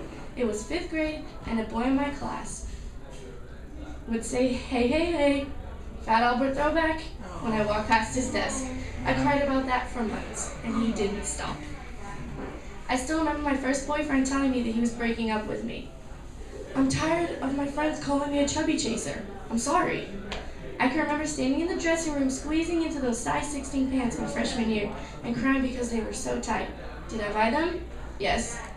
I can remember my high school best friends asking to borrow one of my t-shirts because it's so oversized on me. I don't even need a boyfriend. I have you. I can vividly hear my father asking me, how's the diet going? And me telling him it was great, despite the fact that I wasn't on a diet or even mentioned a diet. I definitely wasn't eating like I was. I remember the lady in the dress store when I was prom dress shopping. We don't carry dresses for people like you. That broke my heart. And there's so many more times I'll never forget. So many times where my weight seemed to be something someone else had to weigh in on. And when I was called fat again today, I had to take a step back. Fat girl. Who, me? The girl that loves to run, that goes to the gym every single day, eats clean. Oh, the same girl that will cry through every single squat, but still does them. The chick that's lost 60 pounds. The girl that skips ice cream and soda for water and carrots. Oh, you mean that fat girl. I might be the fat girl, but let me tell you something. I'm the fat girl that can run. I'm the fat girl that can lift. I'm the fat girl that has goals of helping other people find their inner strength and be the person they've always dreamed of being. I'm the fat girl that has a mother who thinks I'm beautiful. These fat girl arms have rocked countless children to sleep. This fat girl mind writes some badass poetry. Yeah. But mostly, this fat girl's heart is the fattest part of her. So I'll take that. This is the thinnest I've ever been since before I was in high school. And this is me at the healthiest I've ever been. So I'll take fat girl, because I know this fat girl can and will do anything and everything. This fat girl will forever encourage all other fat girls to embrace themselves, love themselves, and be the healthiest they can be. Lots of love and Hershey kisses. Fat girl.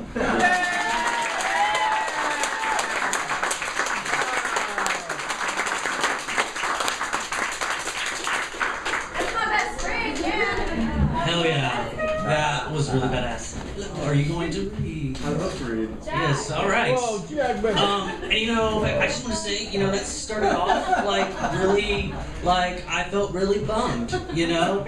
And no. And then you just kept, you made it inspiring and you ended it on a really positive note. And I think that poem or spoken word piece has a lot of potential. I really like it. So yeah, thank you. So coming up next, who do we have? Anyone you want. Nadia? Is that right? Am I reading that right? Yes, we do. Of course I was reading it right. Noelia! Get over Noelia! There's a lot of people. Okay, cool. So I came here last time and I actually got really inspired by you guys. Yeah! It was my first time, and so I actually wrote this poem about beauty. 3 in the morning, a couple days later. So I've never done this before. So this poem is about a couple of dark days that I had in high school. All of it. So yeah. Poetry spoke to me in the darkest hours of my life. Pulled me from the hole that I had dug for myself every day when my anxiety told me that I wasn't good enough for anyone or anything. Poetry is light for me. Poetry is the warm feeling that a coffee cup imprints on your hand or the minty fresh breath you inhale after brushing your teeth. Poetry is the old book I hide myself behind when I have to calm down because my mind becomes a mess. My mind asks questions, I ask myself questions. I regret things from 3 or 4 years ago when I was too young to realize my mistakes. I questioned my morality, my sanity. Anxiety doesn't care. Anxiety does what it wants. Anxiety becomes a cloud of depression when it wants to. People don't care what I have to say because I am simply a particle in the universe, and there are bigger problems out there such as malnutrition in third world countries and Spanish economy, which is pretty shitty, by the way. Anxiety blooms into anger towards myself, towards others who don't have fault. Anxiety made me want to run away because I thought that everyone hated me. I almost ran away. Girl versus herself, she asks me, what's your favorite color? I say orange, but no, maybe it should be blue because she doesn't like the color orange. Now she won't be my friend. We don't have anything in common. She could have been a future best friend or a coworker. A lover? I should make the color blue my favorite color if it's hers. My favorite color is blue. Now I'll fit into the mainstream spectrum. Be myself except not be myself because the self that I want to be is not acceptable. I should stick to poetry though. It helps with the bad times. When anxiety makes me regret every decision that I've made so far because I'm not as intelligent as the people at Harvard, and I'm not as pretty as the girls on Instagram. Things get harder. The urge to end is there. I pause. Poetry taught me not to give a flying fuck about other people's lives. Poetry taught me of the existentialist and the art of enjoying life simply because that is all there is. Poetry taught me of the way Dickinson becomes one with nature. Rilke speaks of human beings and lovers as if they were magnificent and ethereal creatures who are to be cherished and adorned because that is how one becomes the best human they can possibly be. Poetry makes me want to travel, forces me to socialize because anxiety tells me that there is always something that I mess up. Poetry is my savior. Poetry made me find the balls to actually write a poem for myself and read it to you guys, even though I think it's pretty shitty. I have learned to become a person instead of an observer. Yeah. I have learned to recognize and learn from myself and from others and to keep moving. Right now, my favorite color is orange. She is my friend. Every other color can fuck off.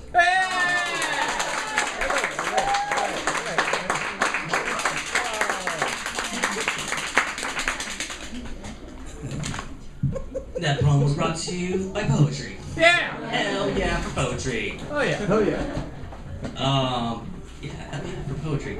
So coming up next, who do we have? We have Morgan. Everybody give it up for Morgan! Okay, bear with me. This is probably going to be difficult for me to decipher. I think it's called Unmended, only amidst the... Actually... Oh, just make something up. We'll never know. Yeah, I'm just gonna read it. Yeah. Let's just call it Unmended for now because I can't even read my own handwriting. I want to cover myself in leaves, become a pixie, a woodland fairy unseen and speaking only in whispers along with the swirling wind. I shall bless you with ladybugs and flip the pennies on their heads. Into your dreams, smile in your sleep. I will turn your gaze in the right direction to cry with the rising sun, your protector from afar, but always in arm's length, your cross to bear. Think of me sometimes as kisses on your forehead. Write me letters. I'll write you back in your thoughts. I'm in the sky, and I'm in your ear.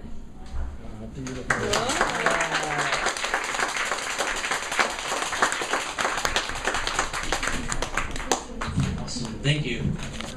You know, it's usually not a good sign when you're reading your stuff and you gotta like. No, believe me. That is why I type all of my stuff out. You do not want to see my journal. So coming up next, we've got Rebecca. Everybody give it up for Rebecca. Oh, I didn't have another poem. She didn't have another poem. We didn't have another poem. Yeah. Well, you just got people to cheer for you, you know, for being you. So there you go. All right. Well, then coming up next, we've got Scott's. Great Scott! Yay!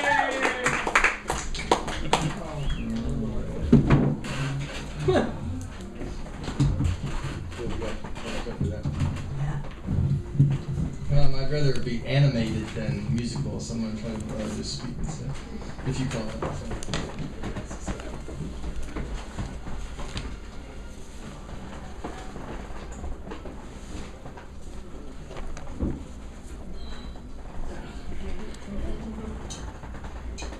You wonder, I do that, I kind of like breathe. I get up here, I get so nervous I can't breathe. And my brain says, just take a chill pill, dude. We'll take care of it for you. So I have to let my body sort of do its thing. It gets oxygen. So I can breathe. It's all breathing together. It's all breathing, yeah.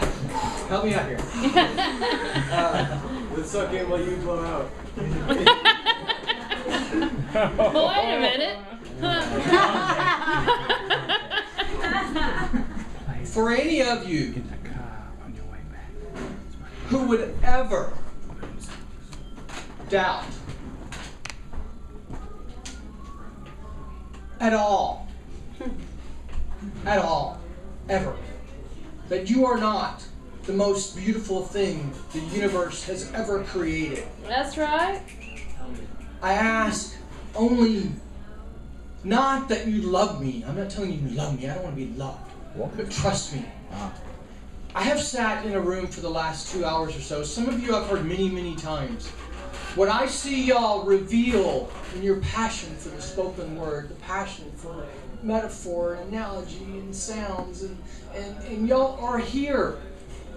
And what I hear in my ear does not help me better understand you, but I understand you. To where we're in the middle of a forest and there are trees everywhere, and we're all just trees, just bumbling around in the moonlight. Birds everywhere singing, crickets like there are outside tonight. And if we're really lucky when we work, whatever it is, whether we're writing poetry or filing papers, the bark gets stripped off of us completely. To where we get to the center part, which is the first ring, the original growth. Is not the original growth that I want to give you something, that I trust you, that you trust me, to hell with love. But if you're willing to believe me that I would do anything for you, then you'll begin to see that little thing, and there's probably one right there, and there's probably one right over there, is more gorgeous than anything else you can see, but it just happens to be the one you're looking at the time. inside all of us is that spark of just, God, it's so gorgeous. I want to say God. I want to say, God, it's gorgeous, but I don't even believe in God. But I can tell you what, whether you believe in God or not, it's gorgeous. Trust me. You are the most beautiful thing the universe has ever created or will ever create. Because that inner ring that's in you is the same one that's in everything else. Thank you for your time.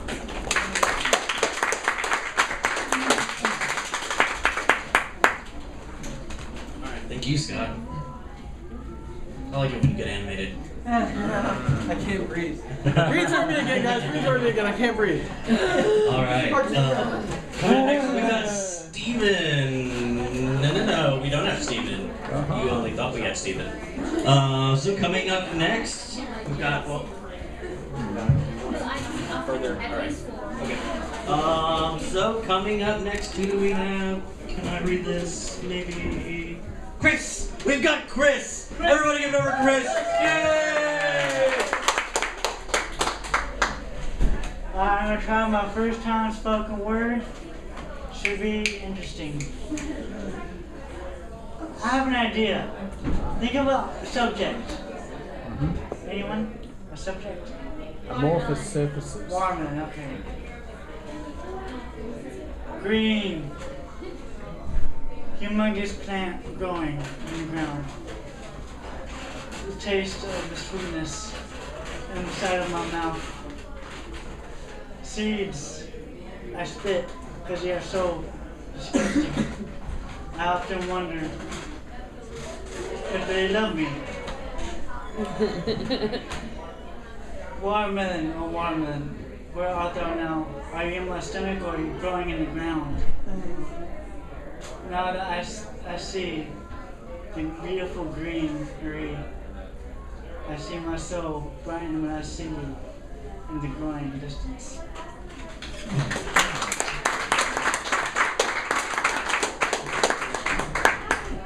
Awesome. Thank you, man. That's cool. I really do. The improv, people that do the improv, that's a special talent to tackle, man. I always love it when people do that. And it's always inspirational too to see that. So coming up next, who do we have? Is that Paris? We've got Paris. There she is. Everybody in her Paris. Yay!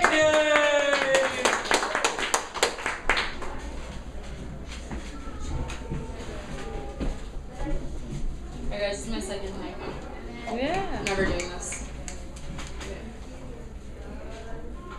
Why am I so afraid to tell you that a word I just said made sense, even though I didn't know its meaning? I knew. It made perfect sense and complete freaking sense. To show you what it's like to put a song in our ears as we look at each other and kiss. To tell you a movie that is way too good to have such a excites on every level review. To write poems with you in the woods.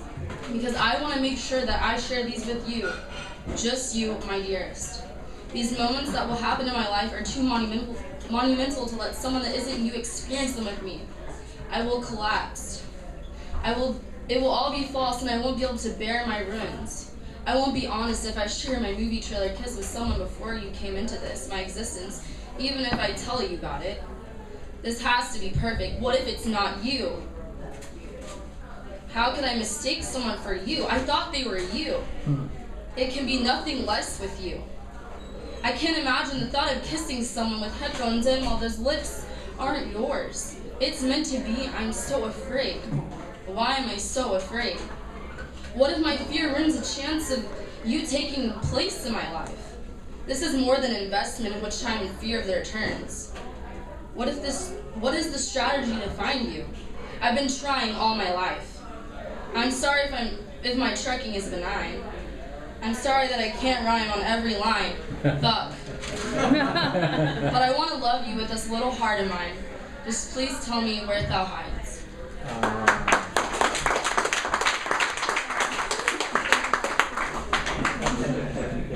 Thank you. Should always disrupt a rhyme with an F-bomb. I love it. Yeah. All right, just coming up next, we've got Korana. Yay! Wait, no, we don't. No. No, we don't. For the second round? Oh, well, you kinda, yeah. Oh no, I'm not ready. It's implied. Okay, that's cool. If I call your name and you don't have anything, yeah, just say, you know, hey man. No. So coming up next, yes, we got Debangana and Scott. Everybody, you know. Yay! Conference. Okay. Sorry. I thought he was trying to block her from getting to the main. No, it's mine. Right, left, right. Okay.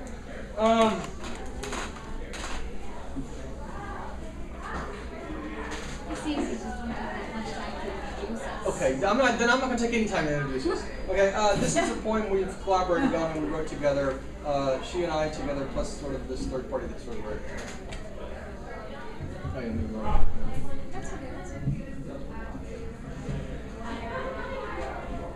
Open the door. Open the door. Look, who is waiting for you? I know you cannot see her, but you can feel her. Today in the morning, as she opens the door, a gust of cold wind kisses her face. She thinks that is your lingering presence, and she quickly walks a few steps to see if you are still visible. Is the same breeze floating through you to say goodbye to the summer and to embrace you? Are you feeling that she is standing there? Yes, right there, near the street light. See if you can see her from your bedroom window. Open the door. Please open all the windows of your house and open all the windows inside of you too.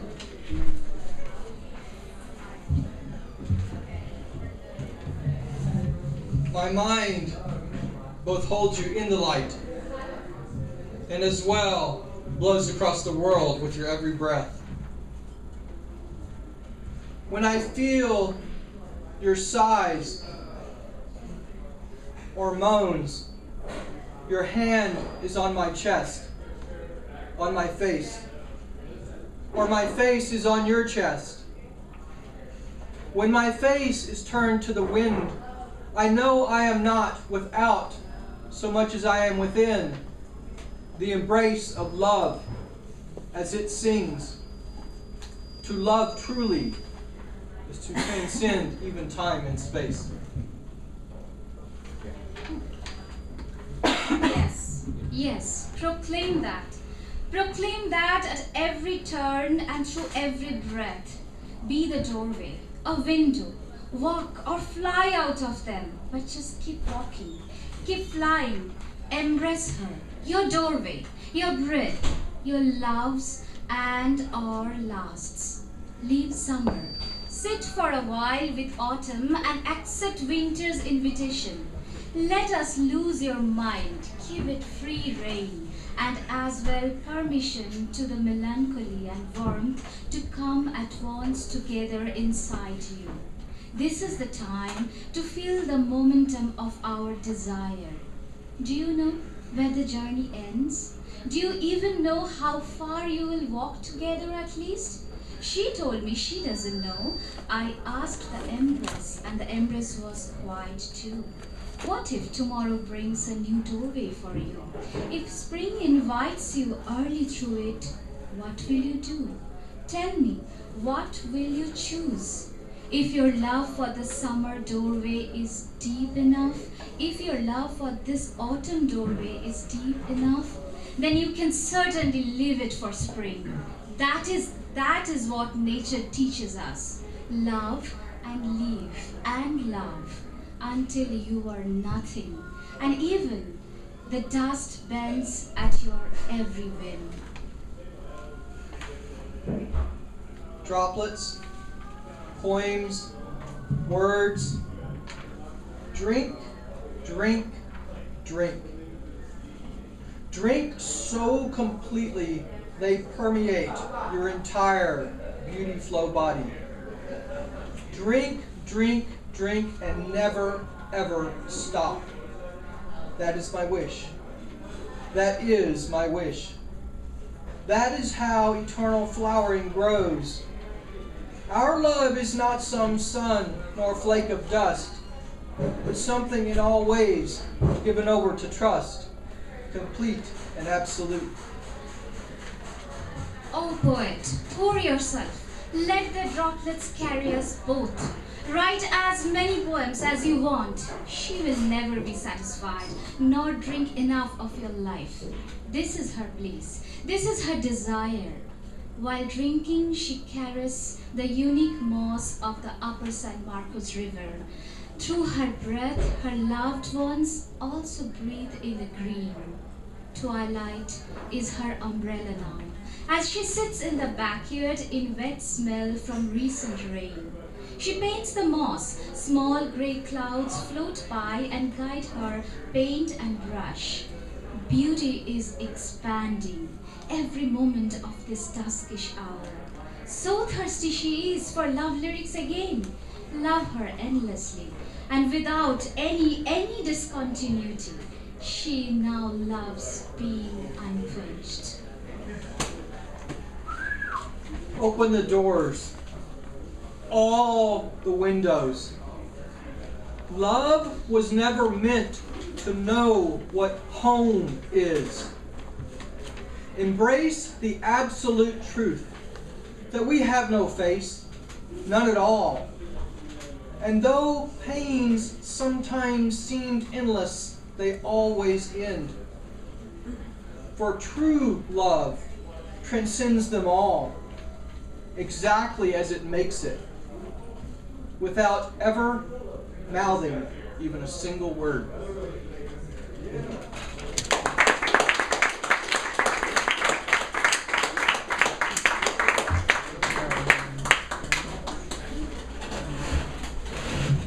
Thank y'all. I love it when y'all do that. That's always. We need more duet poetry in the world. Are you looking at me weirdly? I'm just looking at you. Oh, okay. And weirdly, it just comes with it. Oh yeah. Well, you do something to me, man. It's just weird. It's one of those nights all of a sudden. Let's see. What do we have next? What do we have next? Kayla. Is Kayla? That is the question. It's an existential question. Think about it for a little while and let me know. I guess not. There is no. Okay. I'm sorry. If I go find her, eventually, can you? Yes, totally. Awesome. Thank you. I convinced her. Yes. Riff. Steven, right? Yay. Yeah. Good over Steven. Yeah. I'm gonna keep it warm for. Alright, this is just a quote from a book that I really like. It's called Tantric Quest, and it's about this guy from Sweden who goes and on a tantric quest to search for like a real teacher. And this is something she sets in. When you greet me, do not bow before someone who may be what you are not. Even if Shiva were standing there in front of you, never bow to something distant and unattainable. On the contrary, bow before that which links us, and which makes us fundamentally alike, which makes Shiva and his companion, Baharavi, fundamentally no different from you or me. When you bow deeply before the divine which has never been separate from us, from the divine which is not found anywhere other than in ourselves, before the divine in which one can never get closer to or farther away from, before the inconceivable divine out of which our entire being is fashioned, as the texture of clay out of which we take the form given to us by the potter. As long as you imagine a way which separates you from the divine, you are preparing for lengthy wandering, and this wandering will never end, because the more you think you are approaching the divine, the more it will escape you. Yeah!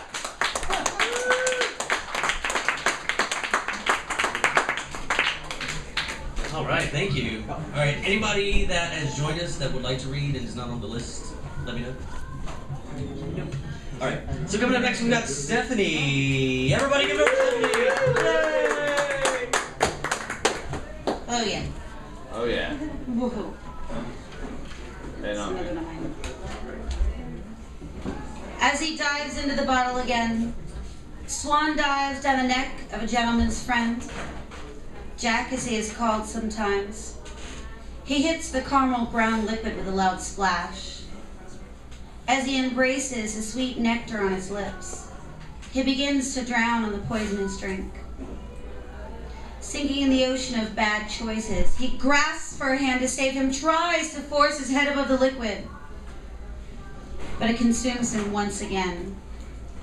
His quiet, precious repose cut short by the rapture of a drinkable death certificate. Thank you. Whoa, yeah. Yeah. Thank you. All right, so coming up next, we've got Susan. Everybody give it up for Susan! Yay! Finally.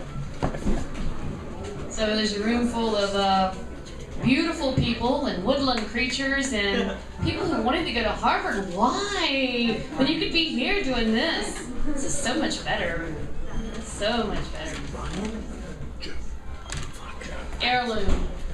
They're kept closeted like moths, eating away at the fine fabric of appearances. An heirloom more fragile than grandmother's china. Cobwebbed memories capture busy flies in the room that no one dares enter. Dirty laundry shielded behind the honorable family crest. Tendons of deception fetter skeletons. Dusty lies of omission gnaw on bones. Family secrets kept silent as the grave.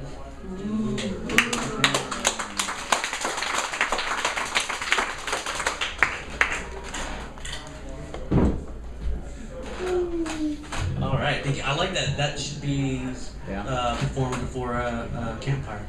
It's got that feel to it. Joe, I am sorry. I don't know. I look at people and I'm like, your name is Ryan. And you're like, no, it's Joe. And I'm like, your name is Ryan. I don't know why I do that. I apologize to everybody whose name that I forget. Nothing personal. So coming up next, who do we have? We've got Love. Yeah. That's what we've got. Everybody get over Love. Skip me for now. I don't know where my poem is. There ain't no love. All right. Skipping Love for now. For now. Yeah.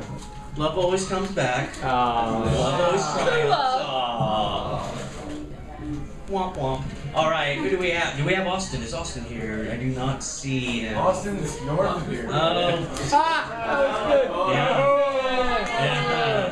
You found it? Yeah. All right, Love is back, everybody. Love is back. It's good to be alive. Yeah, what a time to be alive, you know what I mean? Hello. Okay, I wrote this one today as well. I ain't really worried about satisfying your needs, couldn't care about your expectations, just doing me to be me, part of my expression. I wish you had learned your lesson, but who am I to be expecting anything from someone I just met? It's been 3 days since you left my bed. If I could make a bet, I'd wager a bit to the odds that you might shake out when you realize the lies that you spew won't work out on someone like me. I don't mean to say I'm unique, I'm just well versed at examining the human condition. You won't find in me what in life you've been missing. What's to say, if you were to leave today, you wouldn't find what you really need. Display your true colors, go ahead and choose what. Wait. Go ahead and choose what just to do. Don't lean on nothing that might hold you down like the chain to the nose ring that you think is so damn cool. I just want to live, love, and sing. You can do it with me if you want to. Please just don't censor your view of the world that you have to exist in. Open your eyes to the world that you're missing. Talk less, just listen. Yeah.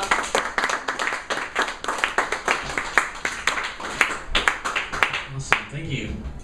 All right, so I think we've got about 6 poets left. That'll be the end of round 2. So coming up next, we have Kaylee. Do we have Kaylee? Yes, we've got Kaylee. Everybody give her Kaylee. Yay! I didn't actually bring anything else, but I have kind of a mantra thing, so I guess that works. Yeah. So here's the deal. I know a lot of people who live by their regrets and only by their regrets. regrets. And what I have to say is, we are made of flesh and bone. We are made of literally stardust. So there is no room for that shit. Learn from your mistakes. Sometimes it'll take a little while to move on, but when you can, move on from it. And that's all I have to say. Yeah.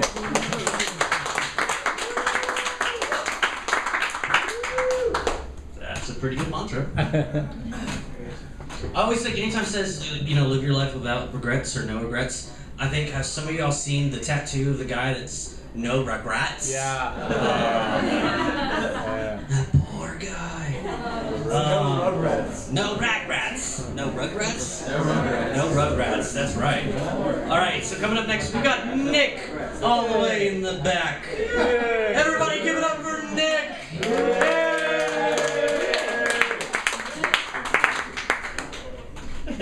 He's still on the button. Hey, everybody.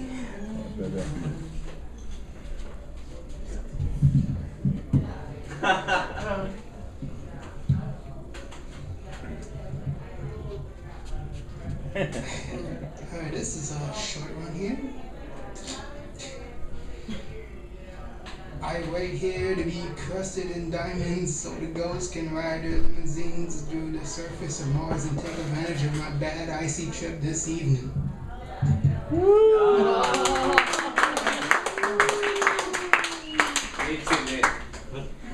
All right, thank you, Nick.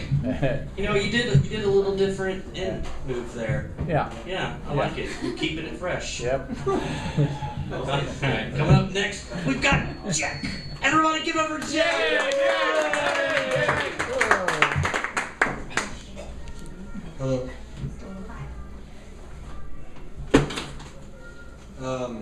Anyone who knows me knows that I'm a little less top heavy than I used to be. Yep. I just got a haircut. It used to be like, I say Kurt Cobain, but everyone in my life system says I looked like a stupid person. What do they know? Okay, I just skipped through like, no, not a ripoff of a Bob Dylan poem, not a letter to my childhood imaginary friend. Yeah. 1 out of 4. Apparently nothing at all. That's right. Gravity. This one is called Ode to This Particular Sensation. Yeah. Is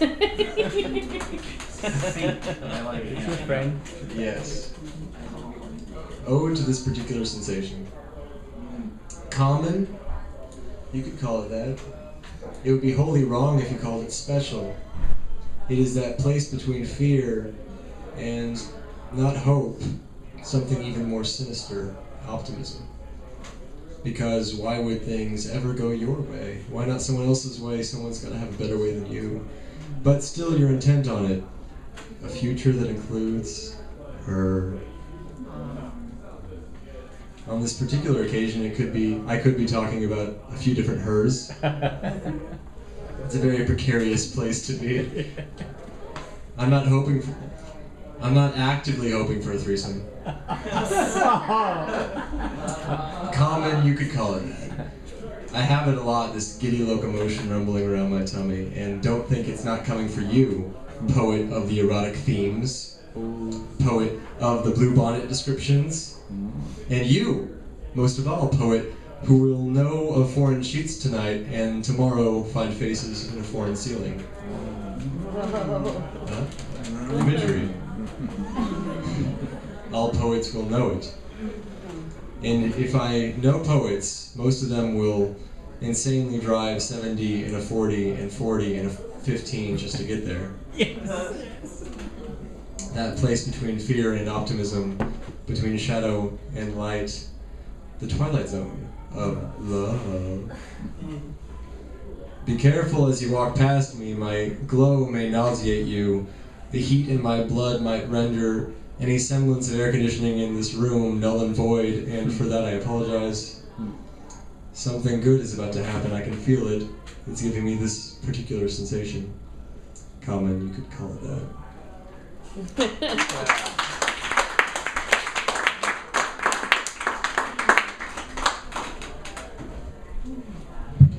right, thank you, Jack. I never know where he's gonna come from sometimes. That's what I like about him. Dude always surprises me. Who we got? Is it Lou or Louis? And I don't even see her. She added her friend and I don't even see her. So I guess it's nobody. It was Morgan. Morgan said that she was adding her friend. Anybody see Morgan? Put a, what is it, an EPA, BPB, or what are they called? All Points Bulletin? AP, yeah, I should know those letters, I just said them. Alright, well she's coming next, so we've just got, well, we got Joe. Everybody give it up for Joe! Hey, Joe!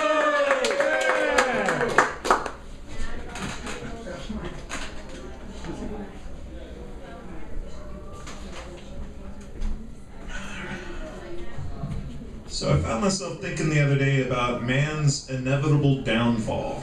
And let me see if I can string a couple thoughts together into something coherent. Anybody else disturbed by how friendly squirrels are on campus? I was literally walking down in Sewell Park the other day, and there was a squirrel in a tree eating an acorn, and I walked up to it to see. I took one step at a time to see how close I could get. I was right near that thing, and it didn't budge. It didn't take me serious at all, and it's just like we're not the apex predators anymore.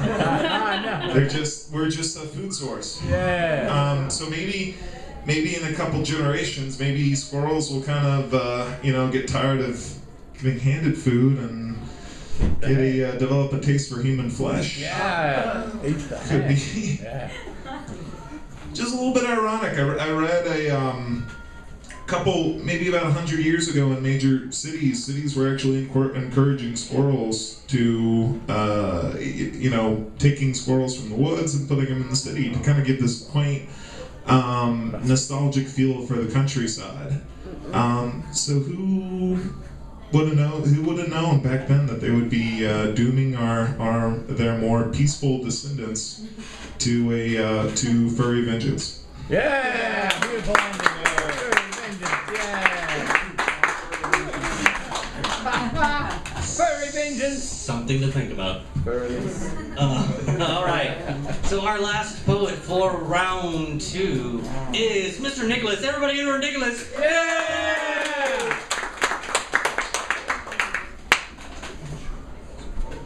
Hi.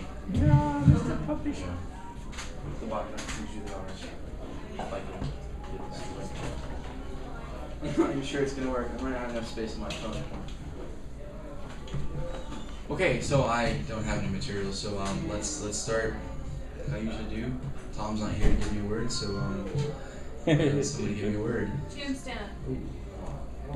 It's been a pretty depressing night, but I think Pizza. Tombstone pizza. Tombstone pizza. Are they sponsoring poetry night or something? Yeah. They should. Okay. No. There we go. Okay.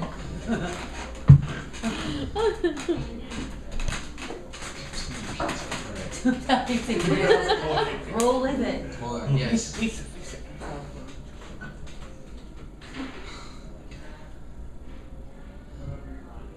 I rolled the dough that was flat as a tombstone and made it into a pizza.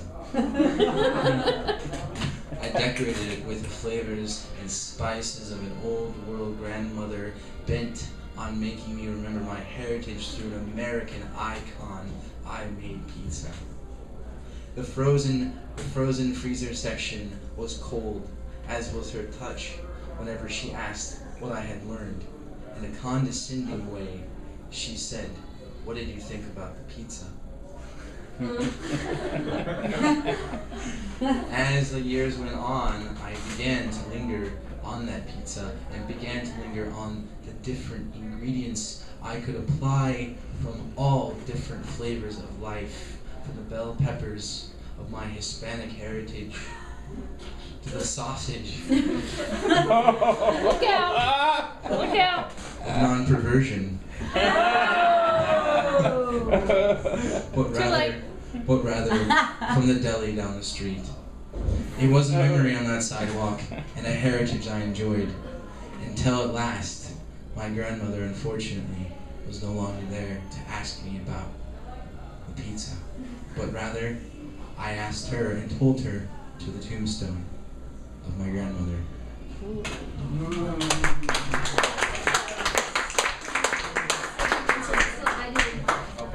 All right, thank you. And I just want y'all all to remember the sausage of non-perversion. Take that home with you. All right, that was the end of round 2, everybody. We're going to start round 3 like at 10-ish, 10:05. It's going to be in that little window there. So go to the bathroom, get some drinks, tip people, have fun, talk amongst yourselves. I don't go. All right, I'm sorry, everybody. Just to let you know, round 3 is about to start. So I think we're just gonna start. Yeah, fuck it. Yeah, we're just gonna start, and we're gonna launch right into it. And if people aren't here, then they're none. All right, so everybody, give it up for Thom and Scott.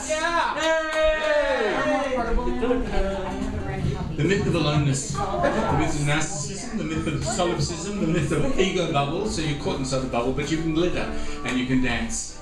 The myth that you are imprisoned in your skin, that's a lie. You can entrance and be entranced. The myth that you are only this flesh, you are more than this flesh, you're the spirit that sings through it. The myth that the world controls you, nothing controls you, you can do whatever you will. And even if you don't have a will, you have a won't, and you can use both.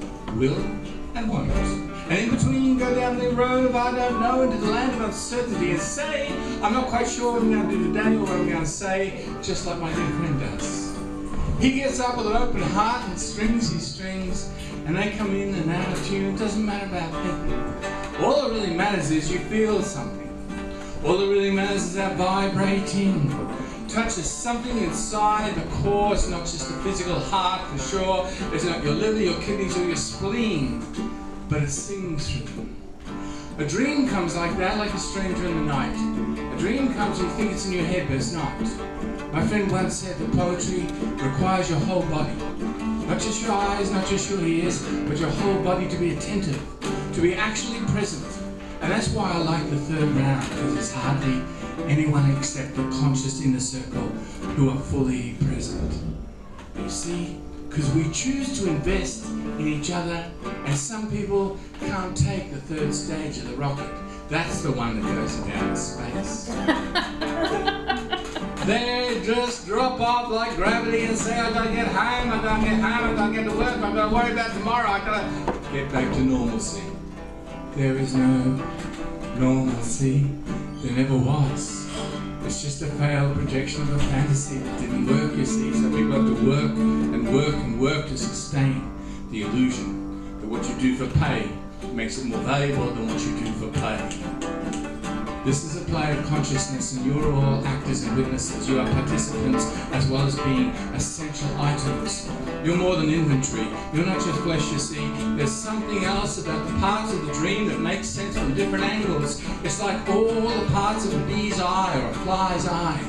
Think of all the visions they have constantly as they fly against all the laws of physics, because theoretically a bee should not be able to fly with such tiny wings and such heavy weighted philosophy. Theoretically, we should be able to do poetry in San Marcos with glitter all over our eyes. But we have and we are. And this is a living dance. And those who are fully here understand that we don't know necessarily where we're going to go necessarily, but it sure is fun walking with you, perambulating and talking with you, listening and stalking with you, hunting the snark with you, finding those elusive moments with you. We put our ear to the ground or the beach and the ocean sings through a seashell of our ears. And it says, yeah, drop that weight of fear. You can be anything you want to in here. It's just a temporary time zone, but right now you've made a home where every tongue can rattle out its private secrets. And there's nothing secret, and it never has been. It's always been just the footprints of a dream, like the fog of the morning. One day, there'll be a solar powered sun in the morning that says, the world of day has come to wipe away the moon replaced with the light bulb sun. But right now, You're in a constellation in San Marcos, in a little room, and you're all stars shining.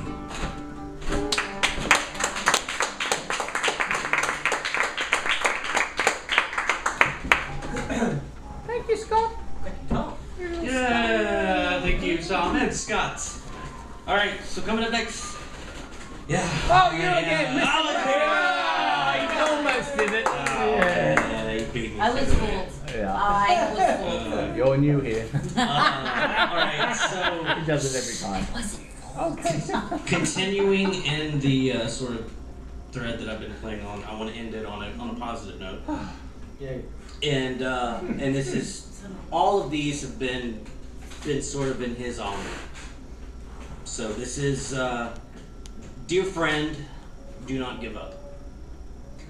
I went into the darkest forest of my mind and came out with eyes more sensitive to the light. I ate from the most bitter of fruits and discovered a taste that sings of the possibilities of sweetness.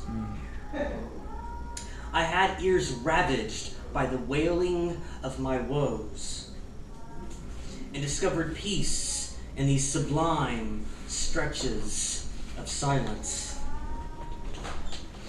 I held in my hands my own broken spirit and felt along the cracks for what needed to be mended.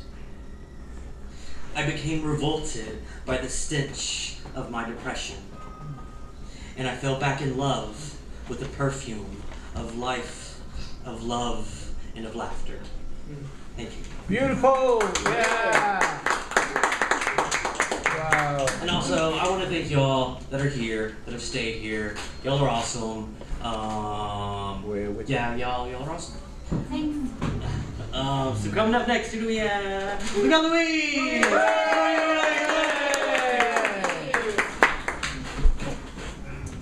Well, there are all kinds of open mics in this area, and one of them is the second Sunday in every month, Writers Roulette, which used to be at the Stomping Grounds on South Congress, but is now in a much nicer place, Malvern Books. But one time we were there and we were supposed to come up with bar poems, so this, I don't know where I came up with this one, because it's like a little one-act play, but the young woman who's the character in this play, her father was in Iraq. Well, my father was in World War II, and I wasn't even born yet. So this is about someone younger than I am, but someone who is at the bar. It's called I'll Have Another One, okay? My little buddy just up and died. Is that what you wanted to know? Does that feed your curiosity? Have another one, okay? Have another rabbit, you bastard. Nothing can replace Flopsy, you know. Another bourbon, if you please. No, I don't think I've had enough. You know, I've had Flopsy for 15 years. Damn right. That's old for a rabbit. She was a birthday present from my dad when I turned 6 and he went back to Iraq. Don't you call Flopsy a rodent? She wasn't. A rabbit is a lagomorph. I looked it up. Whoa. Well, it means something like rabbit-shaped. Yes, they're related to rodents, but different. She's all I had left of my dad, you know. He died in Iraq, and all I had was that stupid rabbit. And I really love that little ball of fluff. Bourbon, I'll have another one, okay? Thank you.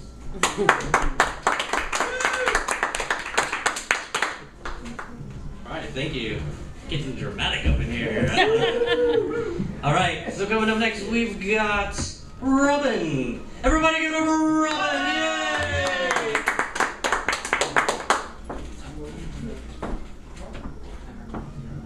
Well, my last poem was about the late 60s. We've now progressed to the early 70s. We traveled in summer when I was a child. You could take the train then from Nuevo Laredo to Mexico City. The dining car actually had white linen on the tables. The mountains seemed dusty compared with my experience in Colorado, where I didn't run into drought till August before 6th grade, but back to Mexico. The train was a local, with people going sometimes only for 1 or 2 stops. I remember leaning out the window to buy fresh fruit, but what kind of fruit I couldn't tell you. I played pick-up sticks with a little girl I couldn't speak to. I've never been a credit to my language teachers. It was hypnotic, hot, boring, beautiful to make this trip. When we got to the city, we stayed in a tile-filled hotel known back in Fort Worth for having its own well. We drank water and pineapple soda on the train and no one got sick. My grandparents even said the coffee was as good as their own, and they were known among their friends for drinking coffee and eating toast with margarine all day, never running out of things to say to each other.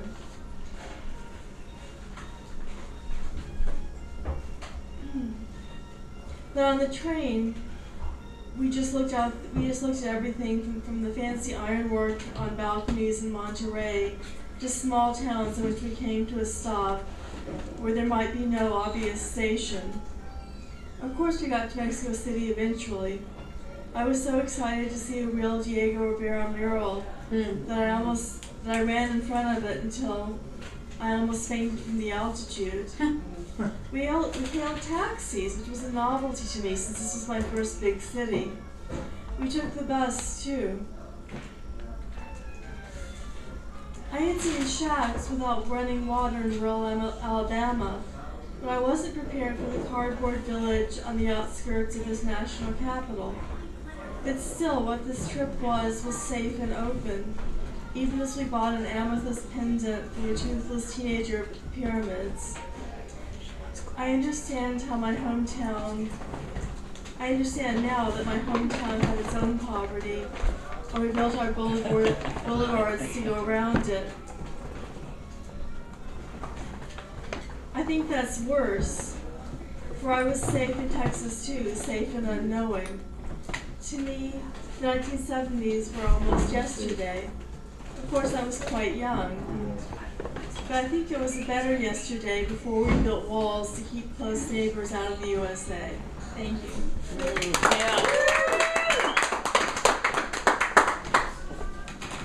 Thank you. All right, coming up next is it's a poet that I just glided right over your name, and I deeply apologize for that. But I caught myself because I felt that there was something amiss in the universe. Something was out of place. That's what it was. So coming up next, we've got David. Everybody get over David! Yay!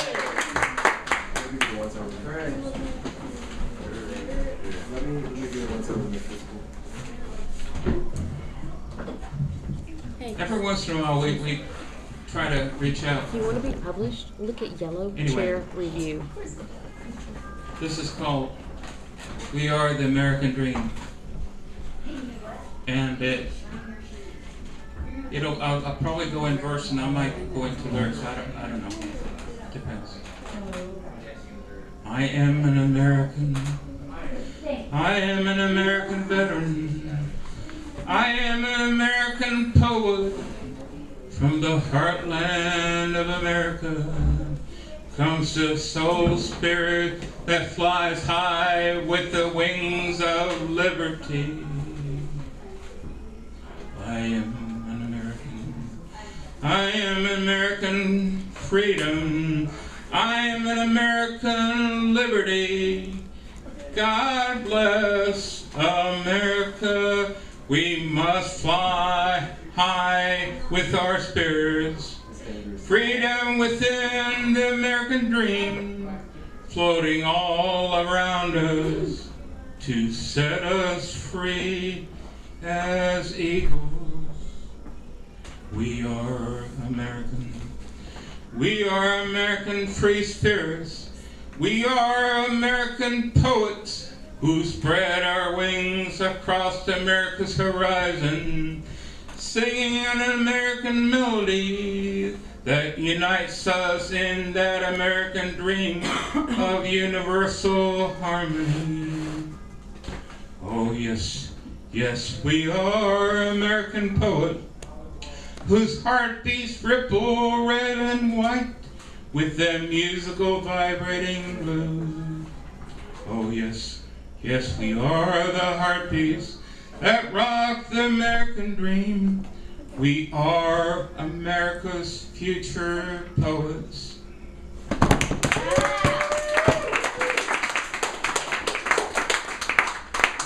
right, thank you. All right, so coming up next, we've got Robert. Do we? Yes, we do. We've got Robert. Everybody give it up for Robert.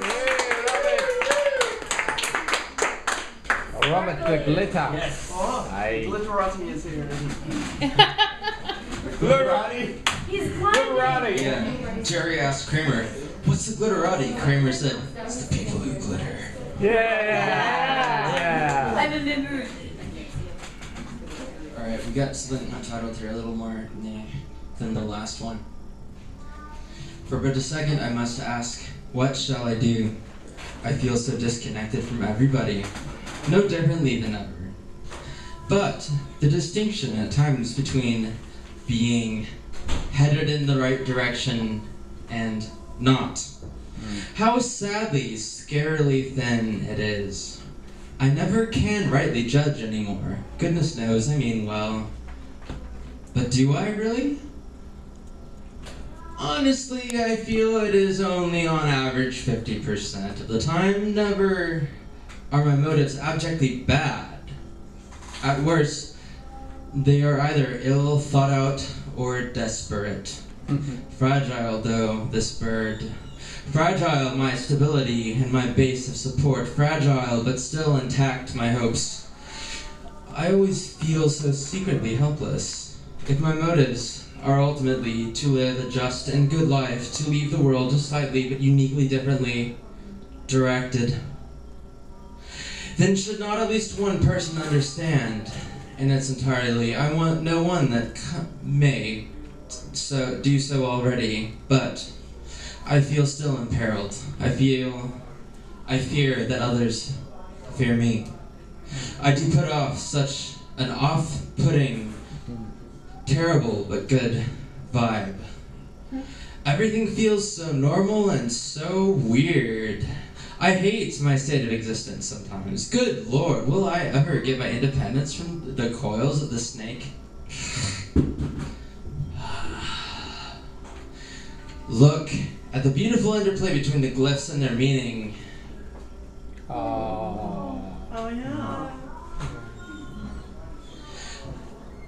Little representfulness. Lo.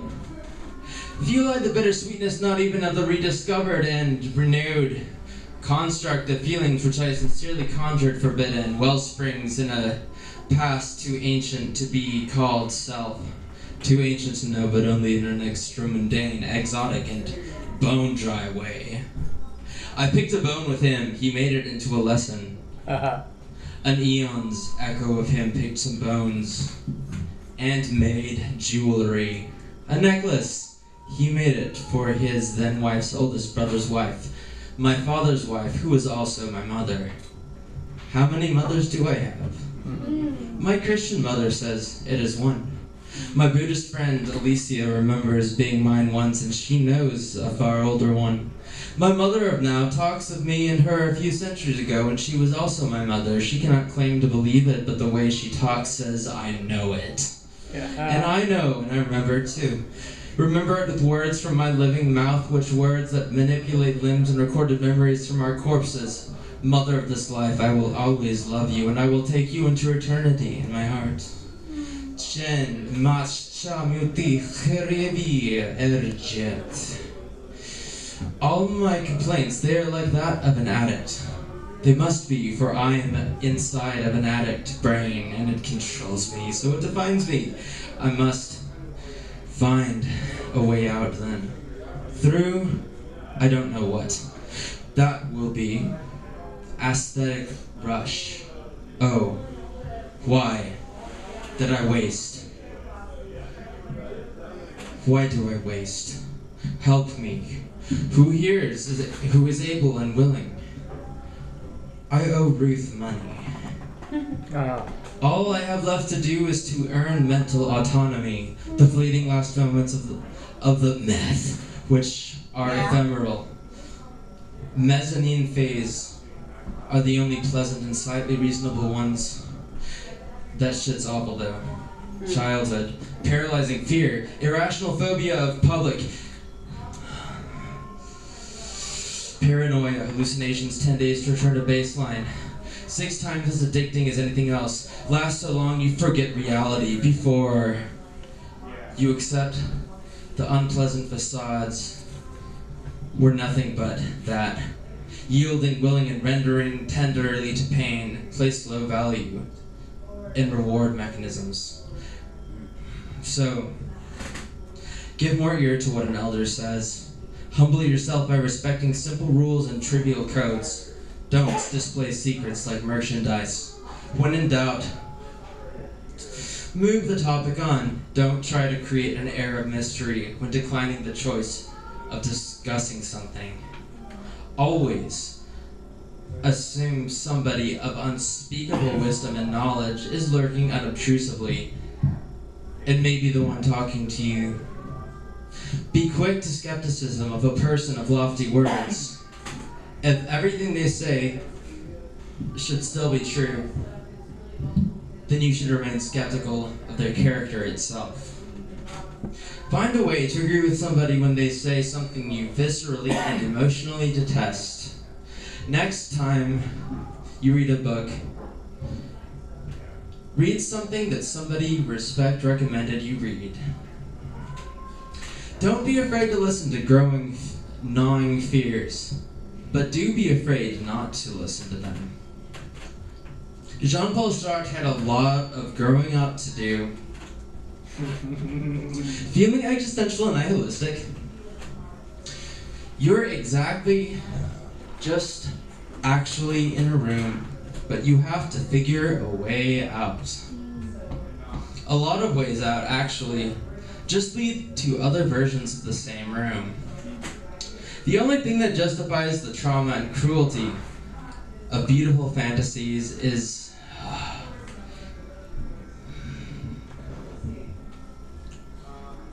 I think we'll all figure it out soon. I just don't know yet. Every level of existence has its own difficulties, somebody told me.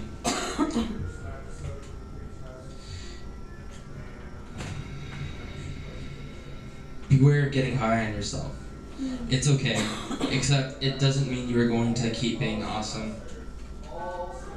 True friendship is about fallibility.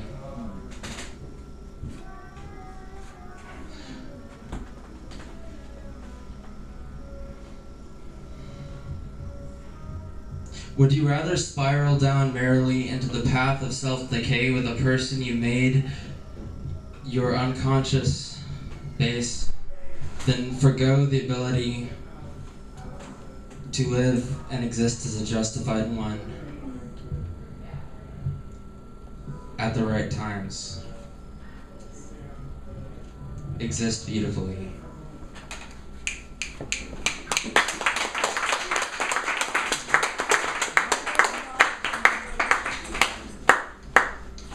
Thank you. Alright, so coming up next, we've got Becca. Everybody, give it up for Becca!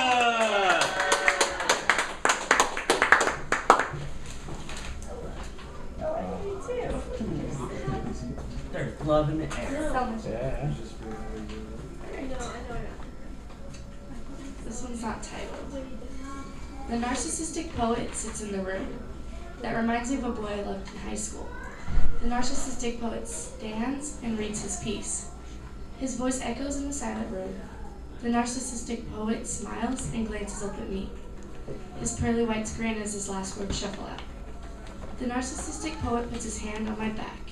He compliments my writing, but he never asks about my muse. The narcissistic poet doesn't care about the man written in my heart. He wants to write a poem with me between a glass of wine and cool sheets. Ooh.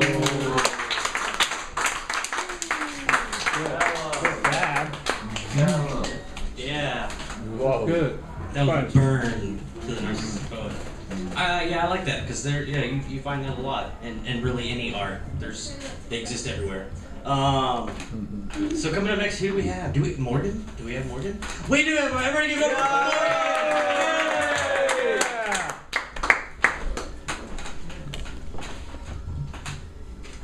I will not preface. My name is Morgan Day. Dear Morgan, let us not speak of what was, rather what will be. As you say, a new age is dawning. For me, that's as regular as waking up with a dry mouth. That isn't to say it's less consequence, but that I know it'll happen again soon, and so I don't hold any epiphanies for discoveries. This is not the dawning of anything for now.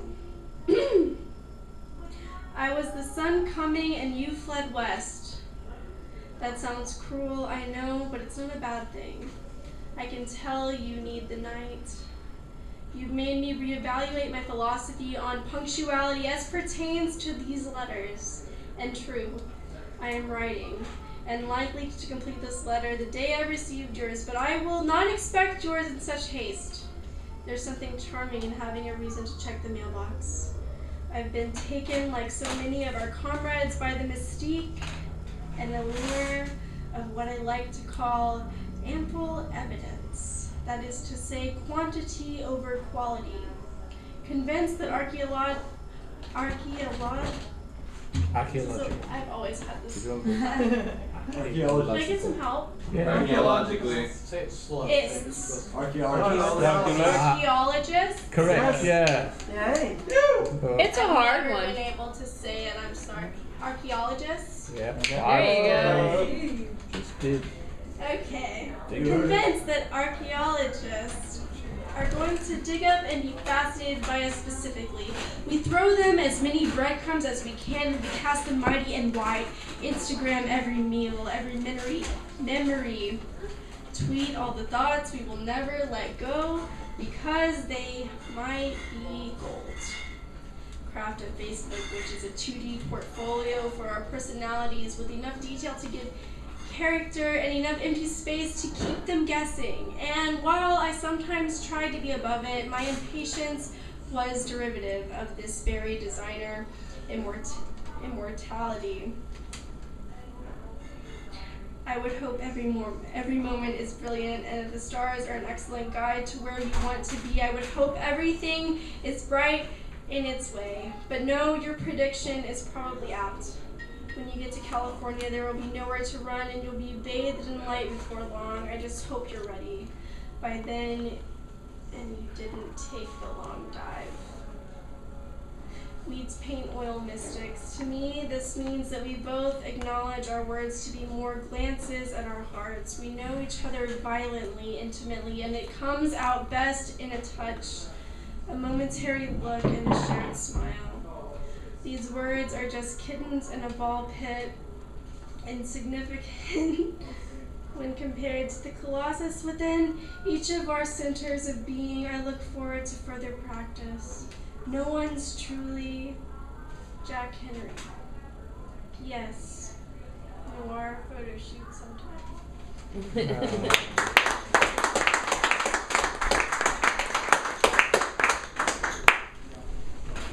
Alright, thank you. Alright, so we're a little over halfway through, I think. And so coming up next, we've got Scott. Everybody give it over to Scott, yay!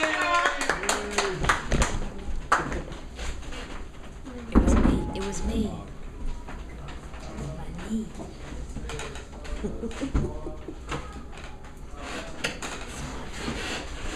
It's mine. So good to see all your smiling faces. I'm glad y'all stayed around. So, have good memories to go home with. The thing on the third set, it's always interesting because it refreshes. I'm teasing.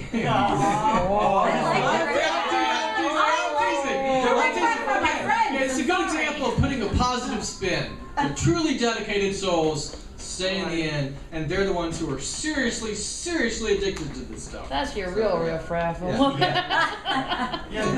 The riff-raff's so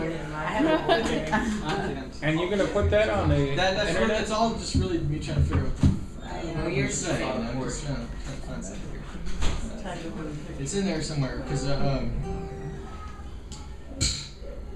why bother standing in the way of what has to happen?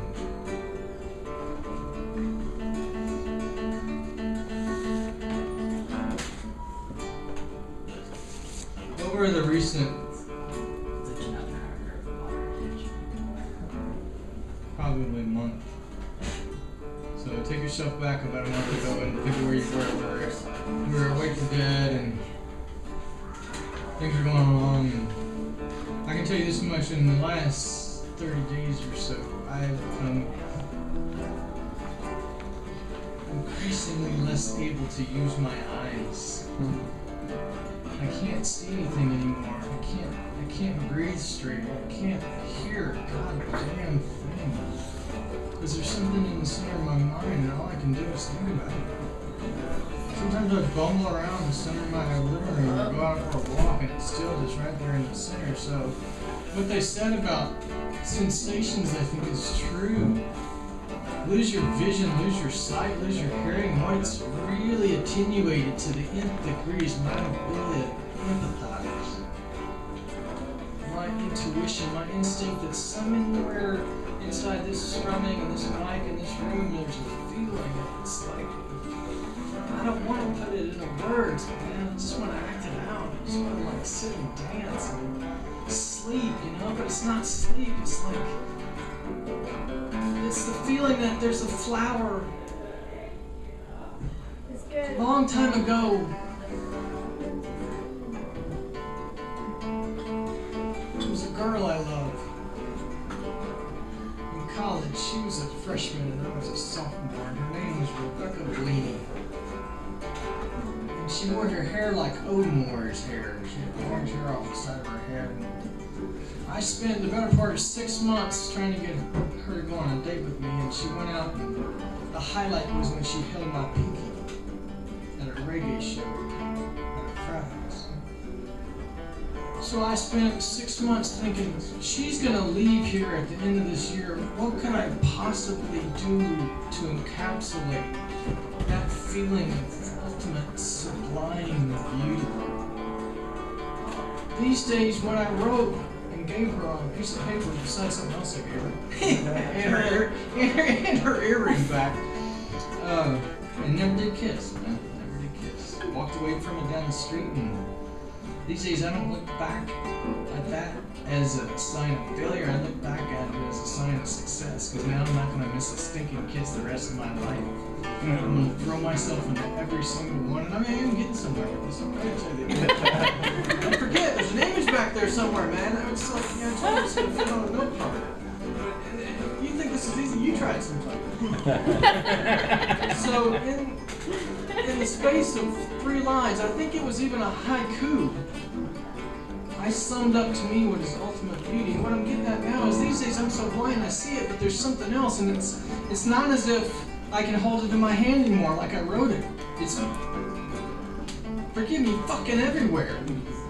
The pedals are through everything. They're through my fingers, they're through my eyeballs, they're through my ears, because I'm experiencing ultimate complete love and trust, man. What do you want me to say? Just tell them the image. Okay, I'll just tell them the image, man. The image was, and I gotta do this justice. The image is this. And I don't even remember how I told her. And I reserve the right to say something after I tell you all this, okay? So give me some freedom to do that after I say it. I can't remember how I told her this. The poem I remember, I wrote down on a piece of paper and typed it up. And I put the little earring, I rolled it up. I thought I was being so cool. I stuck it together with the earring. I thought that's cool. I handed it to her and she looked up at me and I was like, hug her. By the time I was like halfway down the block, I knew that on the bus ride home I was going to get off and call her at Cincinnati to see if she would let me stay with me, because I redirect my life to be with this chick. Mind you, these days what I'm trying to tell you is there are petals everywhere. My arm is a petal, that's a petal, that's a petal, that's a petal. You can tell it's about a flower. It's a white sphere of chrysanthemum inside a glowing ruby geode.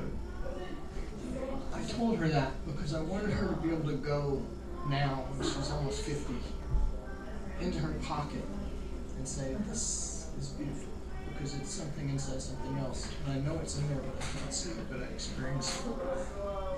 You can tell I can't hear her say a goddamn thing, but I can feel it everywhere. And I appreciate that y'all gave me their ears, because when more attention is focused on it, it becomes all so much more potent and powerful and life-changing for me. So, peace.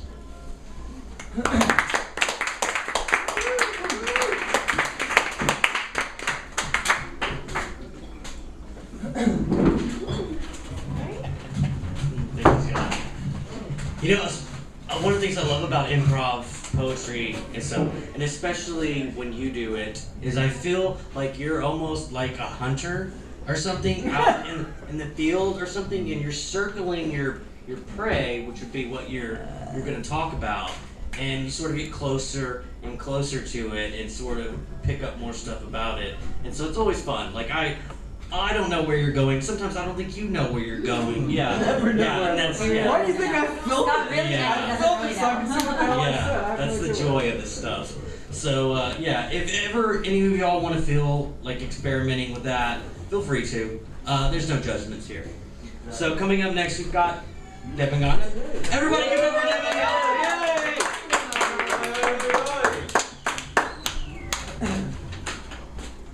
So the reason I'm reading this again, because I'm talking about home today, and probably this is the only one poem I wrote on a cat, and Robin was not on that day here when I read that, so I'm reading it for you.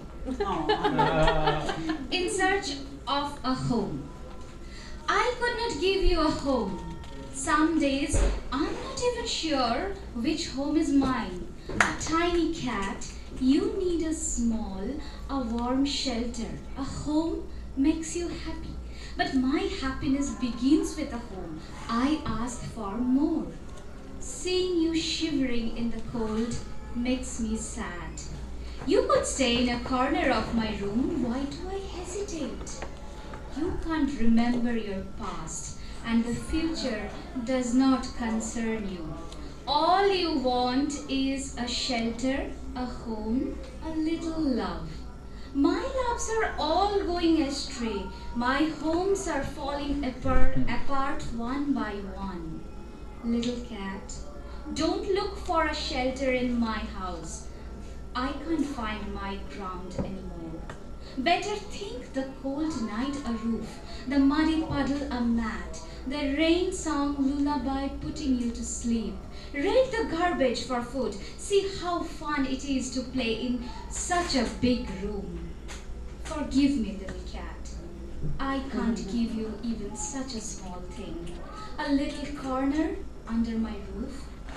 How can I explain to you that no roof is mine anymore? I remember very well what happened to me yesterday and fear what tomorrow may bring. I can't go chasing butterflies over the bush like you. Not a thought in the world. Or roll on the grass with the same tomcat that slapped you last night. I cannot do that. I'm afraid of not getting a home of my own. Perhaps more anxious than you, little cat.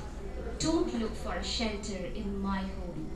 I don't know where my home is.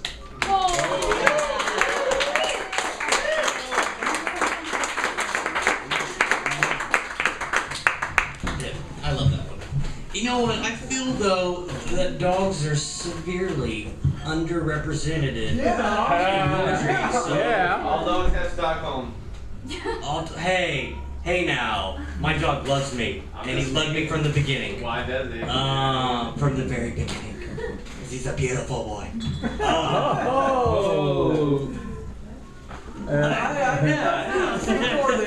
Doggy style. Yeah, let's just go with it, people. All right. Let's get some next stuff happening. What's that even mean?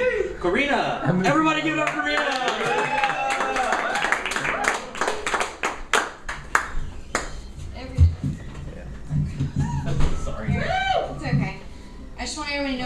my mind. Not that you're gonna know the difference in what I was gonna read and what I am gonna read. But you know how you want to tell, you just want to let people know that you changed your mind. Let them know. Changed it. What isn't a lover when the world forsakes the word itself?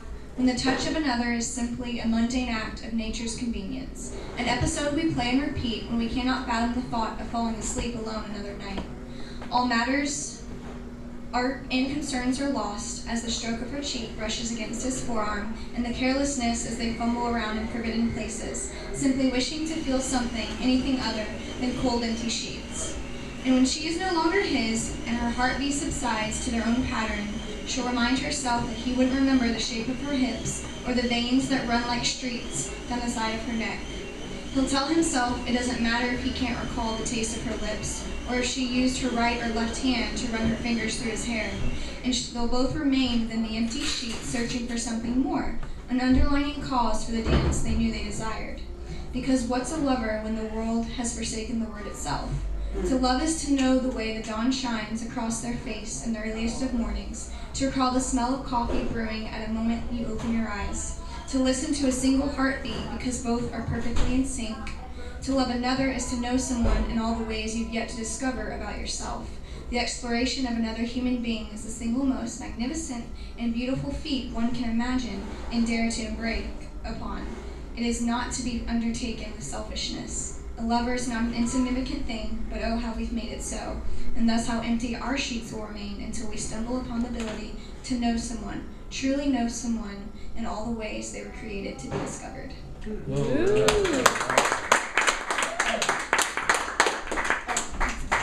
Very nice, thank you. All right, we got about maybe half a dozen-ish poets up, and then that's the end of round 3, guys. So yeah, this has been great. I really want to thank all of y'all again for sticking around and for reading and performing. Yes, thank you, Thom. Better way to say it than that. There was. That's such a better way to say it Oh, than I did. no, it's all good. When we're all done, if y'all can stick around just a little bit and help me sort of get things back to the way that they were, y'all be the greatest people. Y'all already are the greatest people in the world, but you'll even be more so the greatest people in the world. So, without further ado, we have Stephanie. Everybody give it up for Stephanie!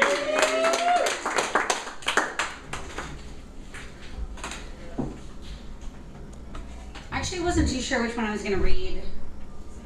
Susan's pushing me into releasing. You're pushing me into releasing my first chapbook about poetry about my past job. Well, actually, it's pretty much who I am. I think it's the longest job I ever had in the world. I was a stripper at Expose in Austin for about 4 years. Longest job I've ever had, swear to God. And, I have a lot of poetry about it. I've actually done it for about 9.5 years total over my entire life.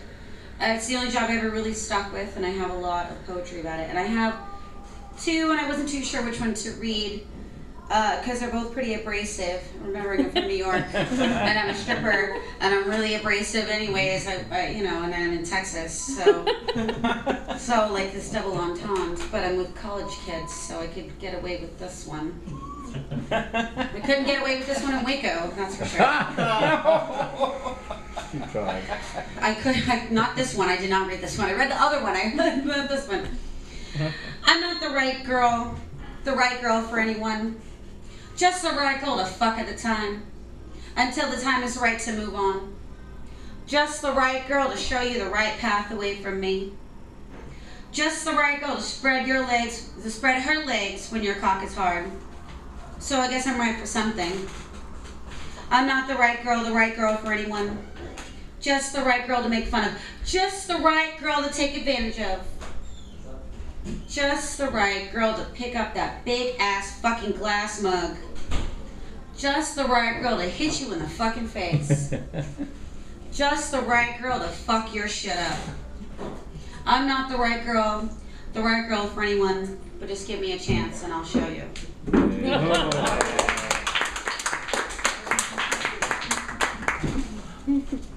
Thank you. And just a little disclaimer or something. There's nothing that you should worry about saying here, I think, for the most part. Yeah, this is a very open place, so feel free. So coming up next, we've got Susan. Everybody get over to Susan! Yay! something a little far less edgy. Here we go. It's got illustrations and everything, man. Skeletons on parade. Skeletons only hide in closets until I find them there. I take them out and shake them off and let them have fresh air. Lurking in the past, they look of death in hollow eyes, soulless beings just trying to hide from pain, distrust, deceit, and lies. They are not safe with me. I drag them out and dress them up and put them on parade. See the skeletons in colorful costumes? There's no need to be afraid. They're just folly, chasing death, and death who runs away.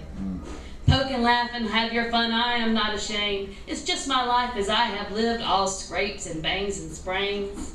Shadows cannot survive in light, and I cast them all away. Well, I see your looks, and I think I know exactly what you'll say. It's just not right to air the laundry in everyone's plain sight. Oh, well, I say, I pity you, and I sleep well at night.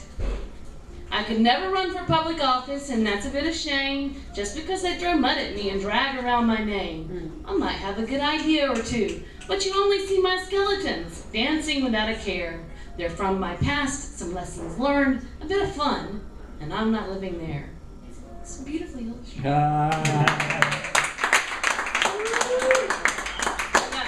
The cowboy and playing the guitar, the saloon girl, the folly chasing death, it's all fun.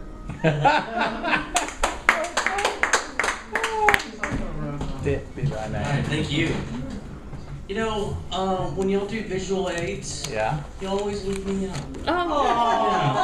Yeah. Thank you. See, they're all put out of the closet. There's the pirate. All right. The one at the top has the martini. All right. There's the nun. The nun. The nun. Yeah, cool. All right. No. We'll keep that in mind for future reference. So coming up next, we've got love. Do we have love? Yes, we've got love. Everybody, give it up for love.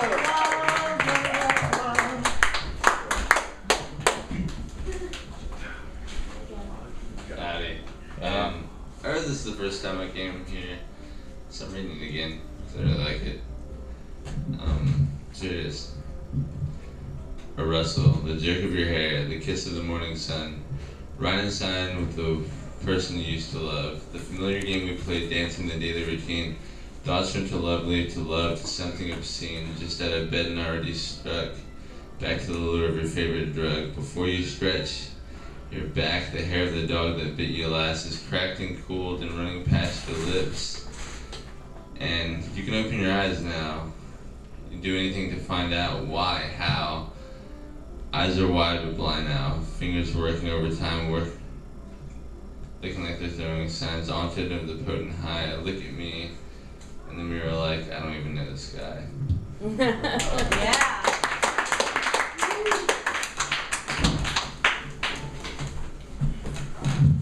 All right, thank you. All right, we're coming. We've got about like four more-ish. What? Four more-ish? More-ish. Kayla. No. All right, even less left. Moving right along. We've got Nick. All right, everybody, give it up for Nick. Nick Glitter. Shine on, Nick. Shine on.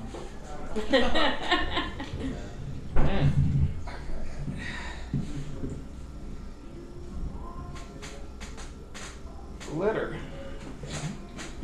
Some may allow their passion to be highlighted with creativity and comedic timing, while others allow their passion to fizzle out with sorrow and laziness that could only hinder them from reaching their full potential in the prime years of their lives.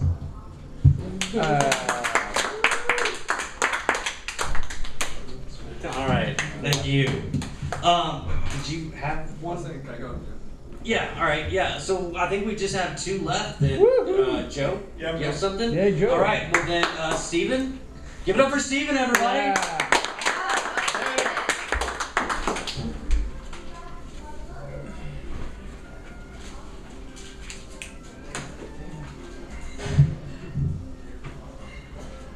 This one's called Those Two Are My Dreams.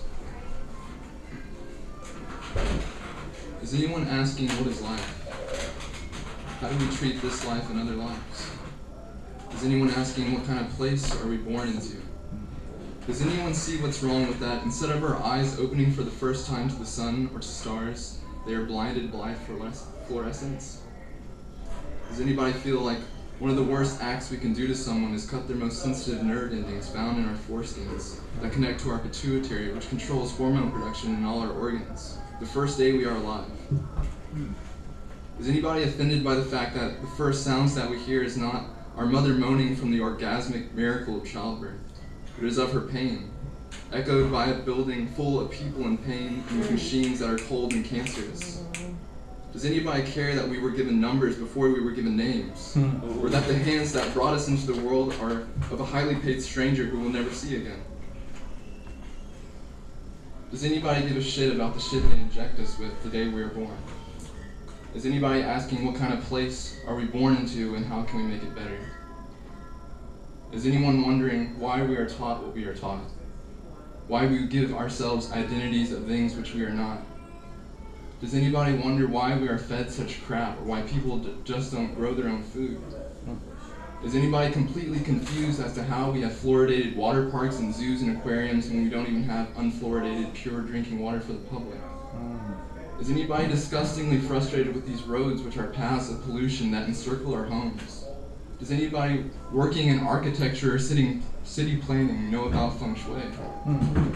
Or about all the fun ways feng shui helps in health, happiness, and in sleeping? Doesn't everybody want to truly rest their bodies at night and wake up to the sun with everyone and share our gratitude for this garden of the earth together? Does anybody dream of a world in spirit, and this spirit of truth and love and kindness and compassion? Does anybody dream of the art of our utopian future, or of our songs and our dances when we are living in harmony? Why do we work the way we do, and allow for those that profit off violence, sickness, lies, greed, and the destruction of our earth? Why do we have laws that say for them too to maximize their profits, for their shareholders? Why do we let media and industries program our children's way of thinking? Why do we let the porn industry profane our most profound human experience? Is anybody starting to think, gee, these religions that deny pleasure for the body and suppress our sexuality sure are taking their toll on our energies in a society that already has selfish incentives to numb us to our highest pleasures at every turn in tradition and institution? Is anybody a little bit grouchy because of our history of war, conquest, and colonialism, and patriarchy? And of those of you who are, do y'all become grouchier the more you learn about it? What percent of you kind of see the correlation between the injustices we do to minorities here, with the injustices we do to people everywhere, with the injustices we do to animals, on top of the overall injustices we do to this planet? Our very ecosystem, which, as science has us believe, is very delicate, and which, for now, is our only one. Is our comfort and convenience worth the destruction of our future? Is it worth it not to recycle, or at least try to make a difference on the effect we have on the image of our world, which in turn is reflected to those out there? Our ancestors of 7 generations back do not have to ask such questions. And let us hope and try with a sincere effort for a future for our children's children of 7 generations into the future to have these questions we share answered, not by some guru or prophet yet to come, but by us, we who live now and in this moment. Whether you believe in reincarnation or not, why not wish for all beings to have a good birth, a good heart-fulfilling life, and a good death for which to finally rest completely? Is anyone answering yes? These two are my dreams. Yes.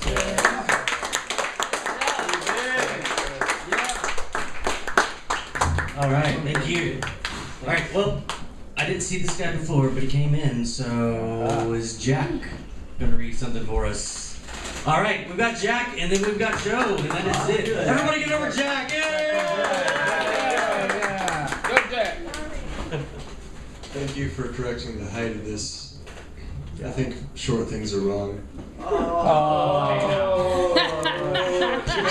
Too soon? I have a friend that's 6'8", I'm sorry. He's way taller than you are. I think See? if he considered short to him, then he has the same problem. I'm not calling myself God. Why not? But if I was, who could blame me? That's the thing my dad says. My dad says, I'm not conceited, but if I was, who could blame me? Yeah. I'm pretty sure that I'm not God. Somebody else said that. I'm not God. I think most people have said that. Yeah. Okay.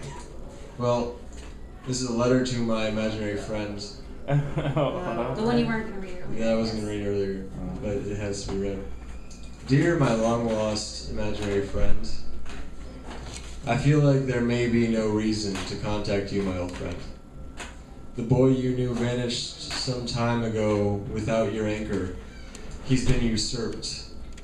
I suppose the kingdom being the same, this new ruler hopes to attain some semblance of a relationship with the neighboring kingdoms, with some hope of fruitful trade agreements and a lasting peace. Shall I introduce myself then?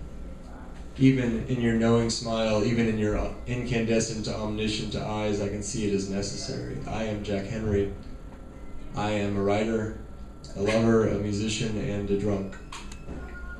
All but the former title will no doubt come as a shock. You knew of me an aspiration for and dread of love. It has come to fruition, and it is as lovely and scary as I knew it would be during our time together. Though the details changed the landscape of my view ineffably, I have hurt people more than you ever thought I could. Rather than rescuing the maidens from the ugly monsters and the forces of darkness, I have become the darkness. I am the monster that must be destroyed. You'll be proud of the way I've expressed this new mode of being. I've given up what I've sought time and time again as penance for my desiring them. Never have I gotten the fruits of my demonic intent.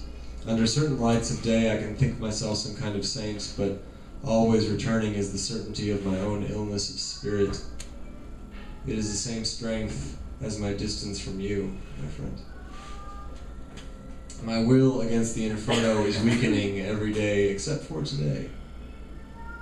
Today I made a little bit of peace with the monster I am. I sat and said, "Hey, monster. I know you're in there. And I know you just want to make the world mine. That's nice of you, monster, but I'm going to do my own thing. I don't need the world." And as I had that thought, I remembered you. I guess I need a little guidance because it doesn't seem very fair. I want so much love and I can only get it through some kind of evil. And I'll be sitting on my island, unsustained, before eventually being tempted on another escape. I remember our castle, and riding into battle side by side, waving the banner of freedom, good, and love. No one's truly Jack Henry.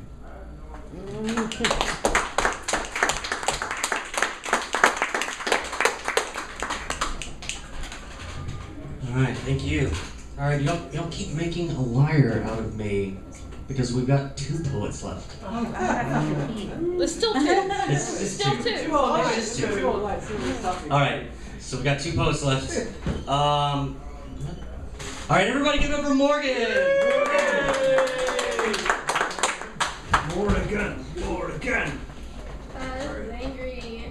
I just had a split-second decision based on someone else, so we're doing it. It's not even really done, but it's just kind of scribbled words, so here we go. Dispose of me properly. Although I come with no warning label, I deserve to be handled with care. Surround me with packing peanuts and ship me off to the next one. I am fragile. A black balloon in a room filled with needles. We are a disaster in the making.